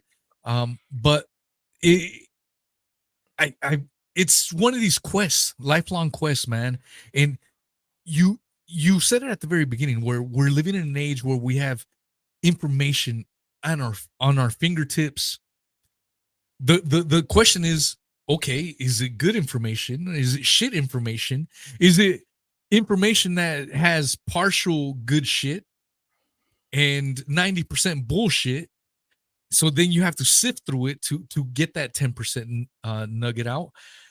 And then we're living in an age where you're hearing politicians, well, we need to tighten up parameters on social media, on false information, misinformation, when the biggest purveyor of misinformation is the government itself, telling us about weapons of mass destruction in Iraq to get us there, the Gulf of Tonkin incident. You have Dan Rather on fucking TV after the JFK assassination said you can see JFK's head violently go forward. And then in the Zapruder tape, you see his fucking head go backwards. So the biggest spreaders of misinformation, I would argue, are these government entities. So when you couple all that shit together, and then you have in the quote unquote alternative space, I mean, I don't know if you've been following this, but you have fucking these clowns. I've been calling these motherfuckers clowns. Anytime I hear someone that is full on partisan, like it doesn't matter if it's left or right. Once I see them going full on, oh, I want to suck Trump's balls, or I want to hit Kamala Harris from behind. Anytime I see that fucking shit, whether it's left, hardcore left or right, I tune it out. That's what I personally do, because it's all bullshit. It's all the same fucking club, man. All these motherfuckers were hanging out with Epstein. In when you're dealing in an environment where you're getting bombarded from the extremist left, the extremist right, it does become a task to figure out what the fuck is actually going on, what is true. Like I told you, man, the reality of the situation of the COVID matter out here in Florida for me was extremely different. I have a buddy that does a podcast. He was in New York and he was like, oh man, people were dying, people were in hospitals. I'm not gonna name him because I love the motherfucker, but that was his reality. And I was trying to argue with him. We were talking, over the phone, and he has a pretty large podcast. And he was like, no, man, I knew people that the shit was real out here. I'm like, why didn't it happen out here in Florida, bro? And you do realize that ventilators were the ones that fucking killed people, just like ACT killed a lot of motherfucking people with AIDS. And so it's not to shit on him at all, man, because I love this motherfucker, but it's just the propaganda seeps in so strong. And it's hard to decipher what is fucking reality. I have a buddy on fucking Twitter, man. I don't know if he would call me a buddy, but I view him as a buddy. He's a fucking 100% normie. He reached out to me. He wanted to have a discussion on conspiracies and truth versus, or reality versus fiction. And in his mind, all the shit that I say is fucking fake as fuck. And in my mind, because he believes the official narrative, everything he fucking spews is fake. So we had this good conversation. He said he was going to post it on his fucking podcast. He never fucking did, because I whooped his ass. I whooped his fucking ass. So I just ripped the audio and I put it on my fucking platforms. And the reason I do that is because, like, kind of going back to what you said, it's important to have these debates, have these discussions, so that truth can be shown on through.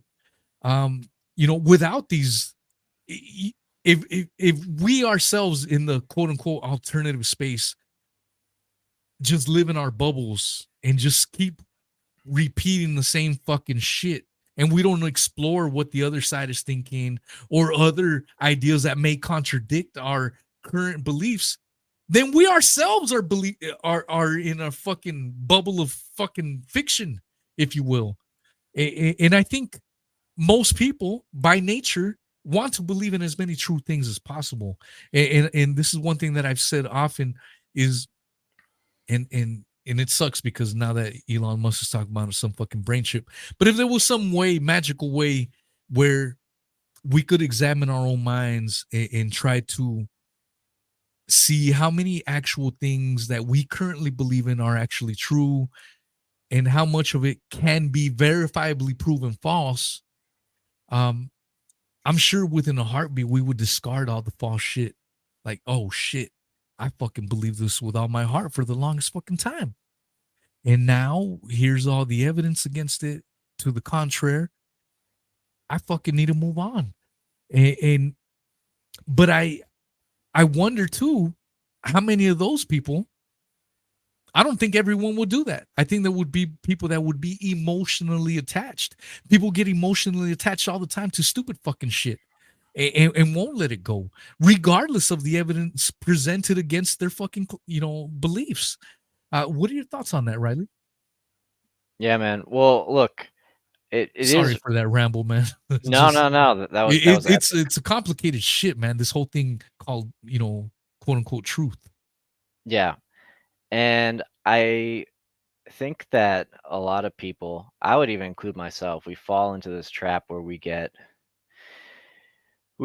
just focus on information or debates or topics, which if you really just take a step back and look at the bigger picture, like does it even matter? Like, does it matter? Is it necessary to scream at each other on the internet? What is actually being accomplished here? What's really sad is I would love, when I get some schizo emailing me, calling me, a piece of shit for, just pointing out that Russia had compulsory vaccination or whatever, instead of us, instead of getting all caps schizo emails, it'd be great just to grow potatoes with this guy and chill and hang out, like I just wish there was a little bit more peasant solidarity, and instead it seems like we are encouraged to take a side with some oligarch. We choose our oligarchy and then we yell at each other on the internet, and nothing really gets accomplished, and it's just kind of silly. And what's funny is, in my current life in the village, for example, I get my drinking water from a well that's located about a mile away from me. So I take a cart and I walk with my cart to the well and I get my drinking water, and then and this is for me, this is a wonderful time of day where I'm just alone basically walking through the forest, getting my drinking water for the day. And then I get back and I turn on my computer and it's just a bunch of screamy bullshit that has absolutely no effect on me whatsoever. And it's like, what are we doing? On a certain level, I get that people want to be like, hey, I don't believe this official narrative, or I have questions about this, and that's cool, and I get it. But first of all, these discussions I would hope would be more constructive instead of so screamy and dumb. And second of all, I think people should just take a step back. There's two great quotes from Thoreau, Henry David Thoreau, the American writer, one of my faves from the 19th century. And he had one quote that was, don't read the Times, read the eternities, right? So like, don't read the New York Times, read stuff that's going to like serve you for the rest of your life. Like seek out things that, like, the media, the daily comings and goings, the gossip pages, whatever you're reading to try to feel relevant and validated in your day to day is just not that important. Like, just try to seek out information that's going to serve you a lifetime. And maybe that's hopefully that's we're trying to contribute to a little bit of that, with the stuff we do. But the second thing that Thoreau pointed out, which I think is a really interesting observation, is he was talking about his relationship with the U.S. government. And he said, look, take a look at the U.S. Constitution. On its face, if you're just looking at this thing, it's a great thing. In fact, it's quite revolutionary. It's like it guarantees all these rights and freedoms, and it makes a lot of sense. And it's like, yay, U.S. Constitution. Take then maybe take another look at it from, 10 feet, like float above it, but 10 feet and look down. And now it's just looking sort of like a piece of paper. And isn't even that important? And now like fly up into the clouds and look at it. And it's fucking who gives a fuck? And so it's like, just I would just encourage people, don't completely tune out, but just try to um keep things, make sure that you're keeping things in context, and don't let some of this stuff like wear you down to the point where it becomes your life. Get out, go for a walk, like feel the grass, I don't know, like pet an animal or something, I don't know. You gotta remember that you're a human being, and you deserve dignity. And don't get bogged down by like just the internet shit show, that unfortunately we're all plugged into on a certain extent. So anyway, I don't even know what I'm talking about anymore. No, that makes a lot of sense, man. And I know we'll wrap this up, very shortly. Being mindful that you are 7 hours ahead of me. I'm in Florida. You're in Russia. But I mean, you know, going back to a lot of what you were saying, I've heard you talk about self-sustainability, man. You are not only talking about it, but you are living it, man. I mean, you started off the show with talking about milking cows. You're talking about petting hamsters and all kinds of shit. I mean, I mean, but that's the thing, though. I mean, it's not only it's putting into practice. I mean, I live out here in Florida in a chill, small community, man. Yep. Ain't too many motherfuckers out here. Um, and I am super paranoid, so I don't want to give out my location. But Of course, of I course. mean, if shit were to hit the fan, I feel pretty fucking comfortable, man. I know how to raise fucking chickens. Um, I got ways of putting caps in some motherfuckers' asses if they try to roll up on my shit. And so I'm hoping it doesn't get to that, but at the same time, you have to be prepared. I'd rather in time look back at this moment like, oh man, I remember when I was like this and I was like fucking worried about that and be wrong. I'd rather laugh about it rather than, but I'd rather be safe than sorry too, man. And so learning how to fucking skin animals. Um, fuck, I hate YouTube, but you can find a lot of videos if you've never done it. Um, I would recommend people looking at those videos. Maybe you'll never have to fucking do it. Maybe you are 100% pro PETA. I had Phil Demers on a few weeks ago. He's like talking about Save the Orcas. Great fucking show. Talking about how SeaWorld fucking sucks dick. And I agree with him. But and so maybe you're in the PETA mindset. But at the same time, if shit hits a fucking fan and you gotta sustain your fucking self, you're probably gonna have to skin some motherfuckers. And hopefully it's some fucking mammalians, not of the Homo sapien type, to survive. Because I mean, that's the thing. My buddy Steve, who popped in earlier, that's another thing he's always pushing, man. If we truly are alternative media and we're trying to stay off the fucking grid, we're trying to stay away from the fucking propaganda that's getting shoved down our fucking throats.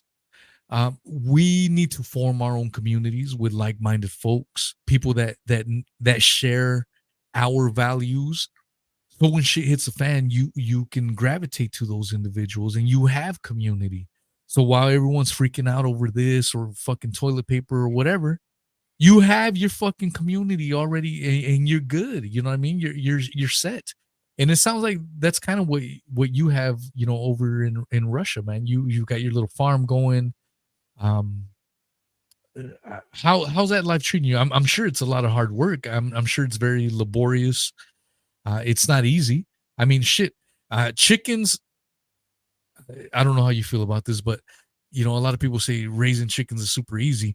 I raise chickens. I mean, when they get bumblefoot and they get sick easy, it's not as easy as some people market it, but it it's super awesome when you get them to lay eggs and they produce for you. Um, these are little self-sustaining things that we need to do, and you can do this. Some people will say, well, I don't have fucking property, I'm not in the middle of fucking nowhere. You can do this in your little condo, man. If you got a little area in your back where you can plant some some chilies or whatever the fuck you want. If you got a little space, you need to really start thinking about this shit. If you can buy some water, maybe buy an extra container that has 60-80 gallons capacity, and fill that bitch up with fresh water. So in case shit goes off, you want to be prepared, at the end of the day. Tell me a little bit of your self-sustainability, man, just to wrap shit up. Yeah, well, we live in a very, very small village, and we've got cows, chickens, goats.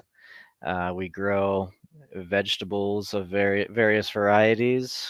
Um, there's some, although we don't have our own, but there are apple trees that just grow naturally in the area. So we have a nice supply of apples. Cranberries also grow in the wild here, which is really nice.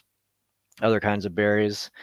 Um, but yeah, look, I'll be honest with you. I do it. I mean, obviously, being in a situation where if things get really bad, at least you can feed yourself to some extent, feels great. But I'll be honest with you, I do it just because I think it's fun, and Yeah. I can never go back to a city or a desk job. I'll never do it. I will Yeah, never fuck do that. that again. I'm so done with that, really, honestly. Yeah. So for me, it's been a wonderful learning experience. It's been like just constant adventures. I mean, I think I had to write a book just about village life in Russia because there's just so many goofy things and weird things and twists and turns. I Is can't it even anything begin. like Borat, bro? Like, So, I don't know if you remember one of the I first. mean, yeah, I mean, like maybe that's like a little politically incorrect, but sort of. It's sometimes it's a little bit like Borat. Yeah, Like, it is. do you remember when the fucking little 10-year-old little fat kids, driving this fucking horse and buggy, and he's got a fucking cigarette. He's just fucking. Yeah, thankfully I haven't seen any children here smoking, but you have situations where I mean, for example, I'll just give you one example. Like, sometimes like one of the villagers will go on like a drinking binge and he's just like riding around in his Lada, his car, like, like Yeah, swerving up and down the street. It's like, oh gosh, like Antonich is drunk again, and he'll like come knock on your door and ask for cigarettes or whatever. But it's just there's just all it's just a totally different lifestyle and a different life, but it's one that I really like. And but I'll tell you, man, we still have so much work to do here. It's baby steps, but this is what I would say, man. What I love the most about it is that I feel like every day when I finish the day and I've done my day's work, I feel like I'm working towards something that's gonna, mm, that has a future, that's gonna actually make the next day better for me. I just never felt that doing a stupid fucking job where I gotta, paid by, yeah, whatever. I'm working for RT or whatever it is. I was just yeah, like, this is just a job. I just phone it in. I go home. I watch my Netflix or whatever, and go to bed. But now it's every part of my day is about how do I make the next day, how do I make things better for me every day, and that's you really badass. feel it. Yeah. Yeah, dude, I can totally vibe with that, man. I don't have a fucking desk job. I'm still a garbage man, but in a slightly different capacity. Um, in the same to boast, but I'm making some fucking bank. A lot of people are like, "Oh wow, you made that kind of fucking money? You're a garbage man." Yeah, I'm hashtag balling, man. But I'm fucking working crazy hours. I'm working, dude. I'm regular working week is minimum 14 hours, sometimes 17, 18 hours. Wow. And a lot of people that work 8, 10 hour days, I think, don't even fully fucking understand what that entails. I Yeah, mean, that's that's insane. That's that's insane. insane fucking hours. Yeah. And I live 30 minutes in the morning away, 45 minutes in the afternoon to get home. So Yeah. you add that on top of my clock in time, it's like it's fucking bananas. And I'm getting burnt out, man. But I'm making bank. Do you think I'm just fucking buying fucking gold chains? Yeah, I got my nice little studio set up. I'll say that, but I ain't buying no fucking gold chains and shit like that. I'm trying to prepare for the worst, man. I'm buying extra waters, all kinds of shit, man. Shit. I mean, look into buying water filtration systems, man. So, whether it's the charcoal tablets, they've got all kinds of shit these days, man. So if the grid were to shut off for whatever the fuck reason, maybe it won't shut off. But you have to be prepared for these fucking things. So if the grid were to shut out, now you got your fucking charcoal tablets. Fucking, you find some dirty ass water, boom, purify that motherfucker. Now you got some water, man. It's little fucking things like that people don't fucking take into consideration, man. And so that's what I encourage people to do. We unfortunately, or maybe fortunately, I guess if you're the chickens, but my family treated the chickens like family, bro. I wanted to eat them motherfuckers because some of them have some nice big old chicken breasts. They look plump, but my family wanted to treat them as family pets, man. And so we had them for a while, and then we had them till they were old age. They weren't even putting eggs at this point. I'm like, man, I might as well fucking eat them. But my kids didn't want to do that, so I had to abide by them fucking rules. But at least we had some experience in growing chickens. So if we were to go back to that, we know what's up. We know what to expect. I don't want to drag it on, man. I would love to do this again. And now that I know that you are 7 hours ahead, maybe we can bump it down a few hours. You know what I mean? So I'm not messing with your fucking sleep, man. I do feel terrible about that because it's 2 a.m. in Russia. No worries at all. It was really fun talking. We should definitely do it again. It was really dude, I pleasure fucking chatting. loved it, man. I think we hit it off, bro. Yeah. Riley, so I have your Substack link and what else? It's basically, my Substack, edwardslavsquat.substack.com. That's basically where you should go. And if you click on like the About page on that Substack, you can find links to my Telegram. And if you want to contact me, my email is also there. But yeah, primarily Substack. There you go. So check out that link. Go to his homepage. The reason I didn't put your Twitter, I heard you on the show that you're not very active there anymore these days. Well, so. Twitter's blocked in Russia, and my VPNs don't work anymore. They blocked my VPNs. So, but also I just don't even like Twitter, to be honest. So yeah, I'm not on it. Yeah, Twitter's fucking gay. Yeah, I only post the shows up in there. My man, thank you so much, man. I truly enjoy that. I would definitely love to do this again, man. We shot the shit. And it went super quick, man. Stay in touch. It was great talking, Wheezy. Hell yeah, bro. Yeah, man. Hell yeah. All right. Thank you, my man. All right. You have a good memes. Thank you. I will. It's late as fuck. You too. All right, brother. All right, take it easy. Yeah. All right, y'all. That was my man Riley Waggaman. It was like fucking 2 a.m. in Russia, so I wanted to be respectful of his time. You know what? I'm gonna put the fucking StreamYard link. I had someone. If you are listening on Spotify and you want to be on the show, I had this guy Lucas wanting to talk about UFOs and aliens and shit. I'm like, dude, call into the StreamYard when I put it up. Do that and we will get you on. But if anyone has any questions or wants to talk about a little bit of Russia, let's fucking do it. I'll give it a few minutes. I'll let the StreamYard simmer. I'll put it on Rockfin. I just put it on Rockfin right now, and I will put it over on Rumble. And it's like fishing, you throw the fucking StreamYard out and see if someone pops in. And just like that, we caught a big old fucking brown drum. What's up, brother? What's up, Gregory Walker? What's going on, big dog? Nothing. I'm going to get some takeout for dinner, so I'm driving right now. Hey, make sure it's piping hot. You know what I says? Oh, I like it hot, so I keeps it hot. Hell yeah. Hey, what you think about my man Riley Waggaman? That dude was on point, man. I fucking dude, I was vibing with. I'm not gonna lie, man. I was vibing with most of the shit he was talking about today, man. Like that, he was recommended to me, and sometimes when people recommend me shit, I want to do like a verification. I'm like, am I gonna vibe with this person? Am I not? Am I gonna find some, cohesion? And I was listening, I'm like, oh hell yeah, dude, I can vibe with this motherfucker for sure. And dude, I agree Can you hear with me? yeah, All right, man, I just can hear checking. you, bitch asshole. The fuck?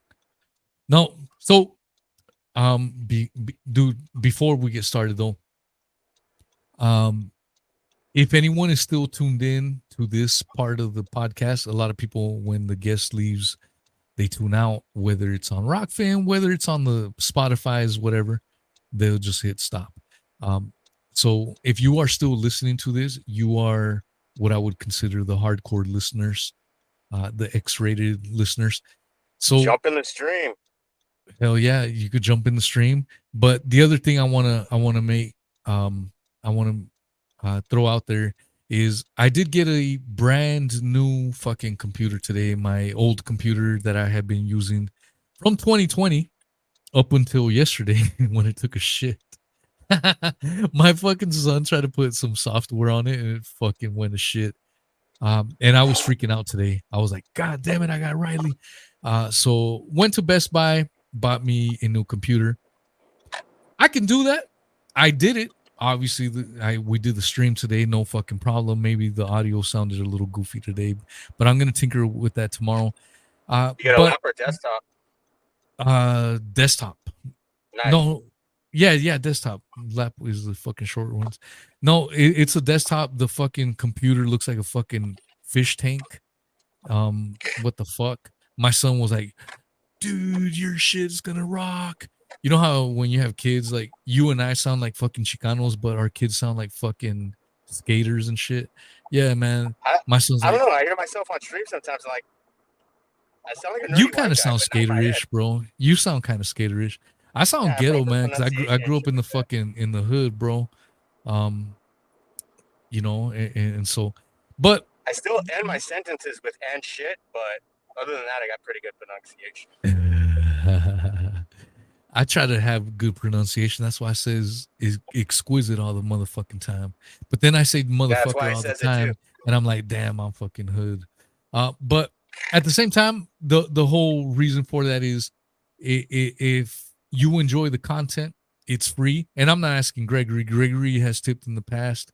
He has put in some shekels in the past, so it's not for anyone. If you have tossed in shekels in the past, this isn't for you because I appreciate you and value you. But anyone that hasn't, uh, whatever it may be, $5, $10, whatever, that will go towards the computer fund. I'll give you a shout out on the StreamYard so everyone can sees that you hooked it up. That's just a little prize, but it's just for the hardcore listeners. I already paid for the motherfucker, so it's not like I'm looking for payments and seeing if I get it. I fucking used it today.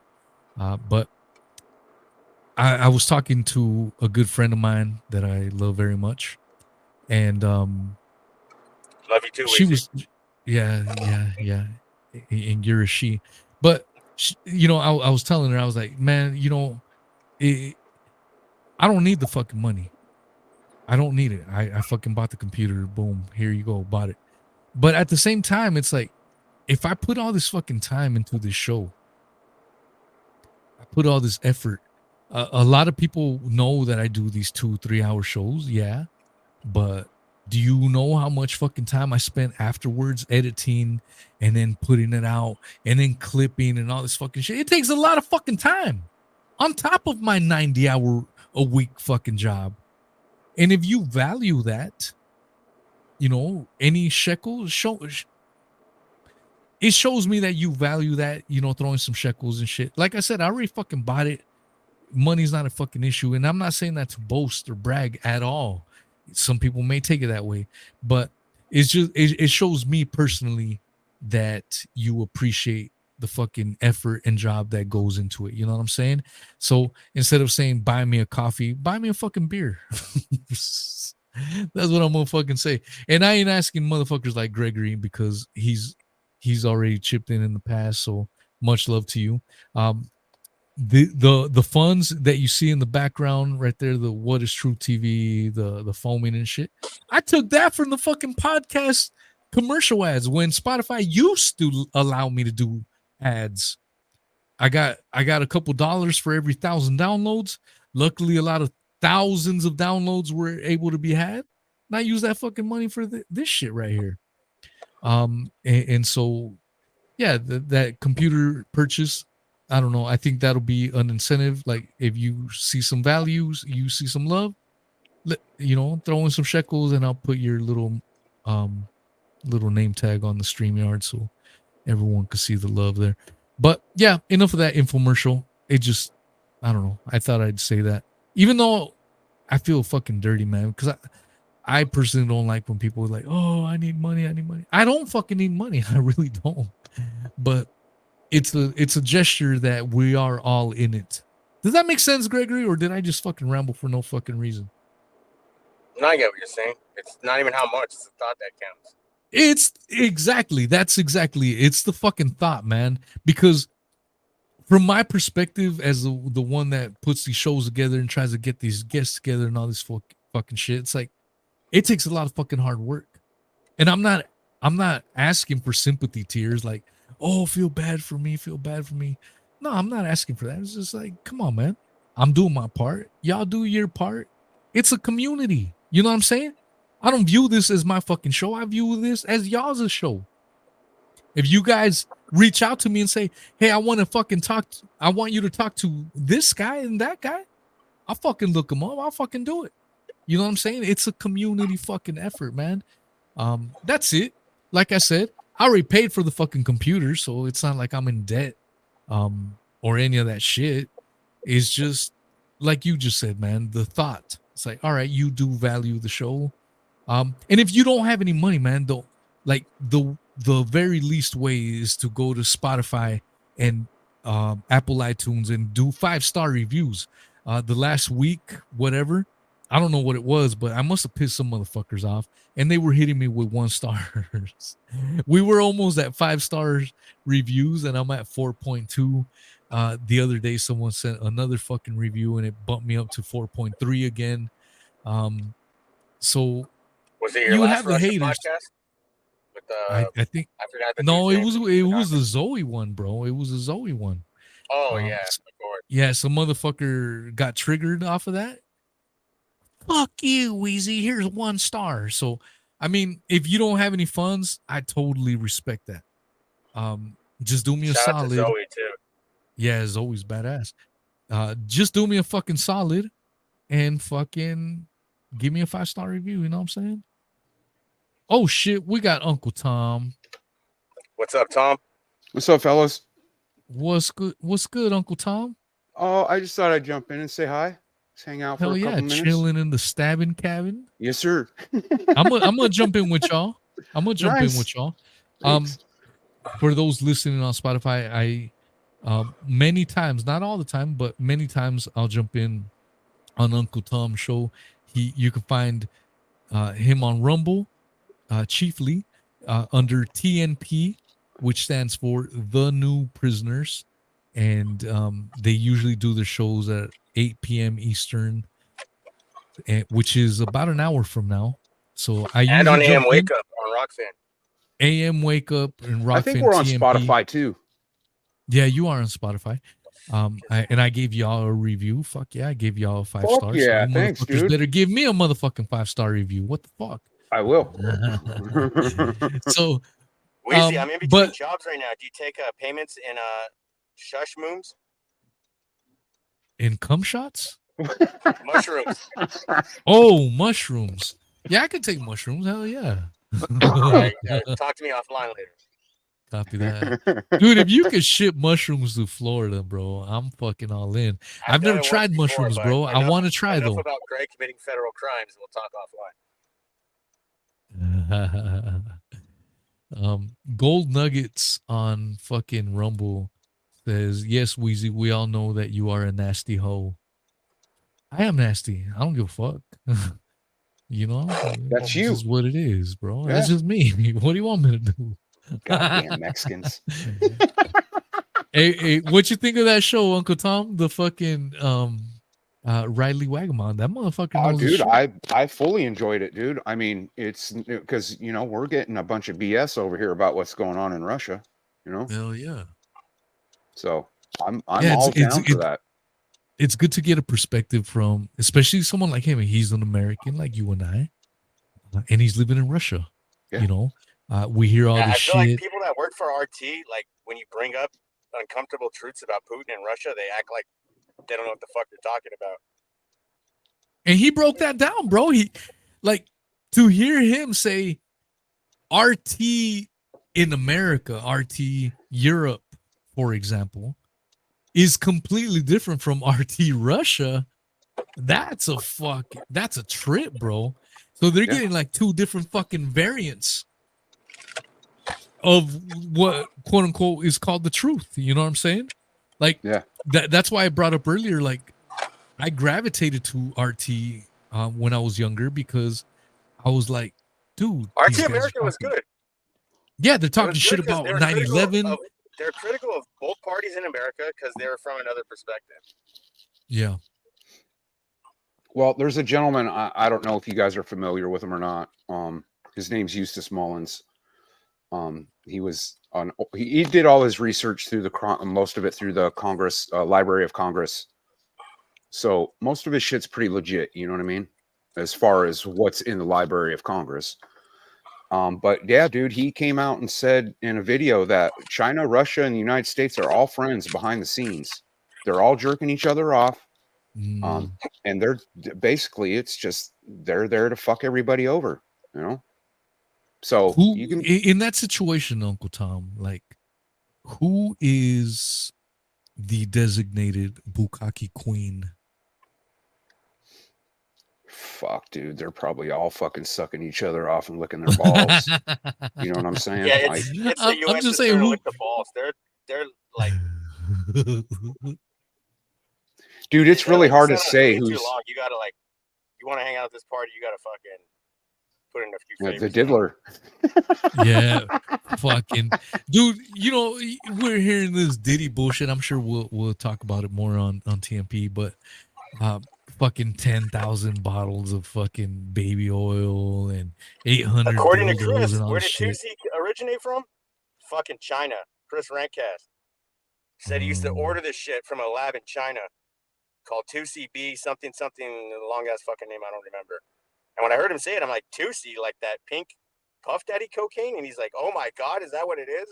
I'm like, possibly. I never took the shit you're talking about. So here's the deal, dude. This is the reason why the United States hasn't completely fallen yet, and it's going to happen eventually. We still control the drug trade, but China is slowly taking that over. Now China's doing exactly what we were doing to them. We were flooding China with heroin. Now they're flooding us with all kinds of fucking other fucking shit. Look, dude, if the United States didn't want drugs coming in here, no drugs would come in here. Period. The CIA, fucking China, they're all working to fucking together behind the fucking scenes. The Catholic Intelligence Agency, brother. That's what the fucking CIA is. And I know Catholics will argue with me about this and whatever, but that's exactly what the CIA is. Yes, sir. The Jesuits. They were an older form of mind control. They would literally do religious trials. Now, if anybody watched everything, only loyal to the It's Pope. not just the Jesuits. I would say it's the Jesuits as well. I mean, there's different factions, but yeah, they just hide behind that the shit, Jesuits dude. were It's all the same shit, mind bro. control, Though, and like Celtic berserkers were also another version of mind control. yeah. Yeah, Well, I mean, there's a Charlie Robinson show about the Illuminati. He had some dude on, and basically he said all the Zionists are hiding behind Zionism, and they're all fucking Jesuits. He named fucking Trump as a Jesuit. Dude, they are going to destroy fucking Israel and all the Jews in that country. That's what I don't they know want. who infiltrated who. I don't know if the Jews infiltrated the Catholics or the Catholics infiltrated the Jews, but there's just a lot of crossover there. Yeah, A lot of I think everything is triple fake agents and and gay. backstabbing, but ultimately they're all on the same team. Fake Yeah. and Don't let gay, the middle brother. management Fake fight and each other gay. over shit, but at the top. Oh, basically, what this all is a fucking. It's a humiliation ritual. The elite watch us suffer, and we die, and they get off on the shit. They don't need anything, dude. They have everything. They have all the money. They have all the power. They just want to watch us suffer, dude. Because they are Yeah. soulless motherfucking lizards. They don't give a fuck about people. That's the thing that I try to tell people is that's exactly it. They don't give a fuck about you or me. Like these people that, oh no, if Trump gets in power, I'm gonna get castrated, or if Trump doesn't get in power, the world is going to shit. Like, no, it's the same fucking shit, bro. It's just maybe a slightly different flavor. Maybe one flavor is like fucking, I don't know, strawberry shortcake. The other one is bleach.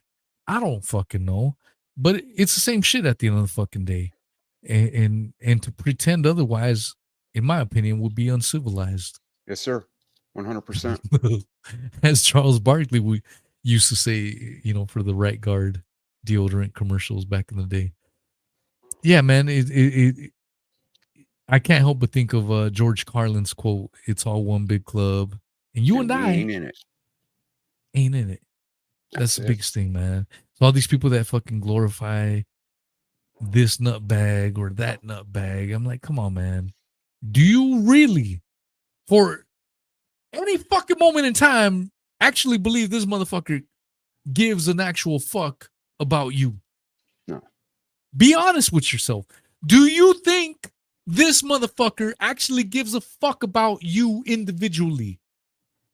The answer is no. And it doesn't matter what fucking side of the fence they're on. The answer is fucking no. A resounding no at that. And I think our audiences, they realize that. They know Yeah. that. They know what's I up. hope so. But it's the masses that don't. The masses still think, oh my God, did you hear RFK Jr. is on the fucking Trump ticket?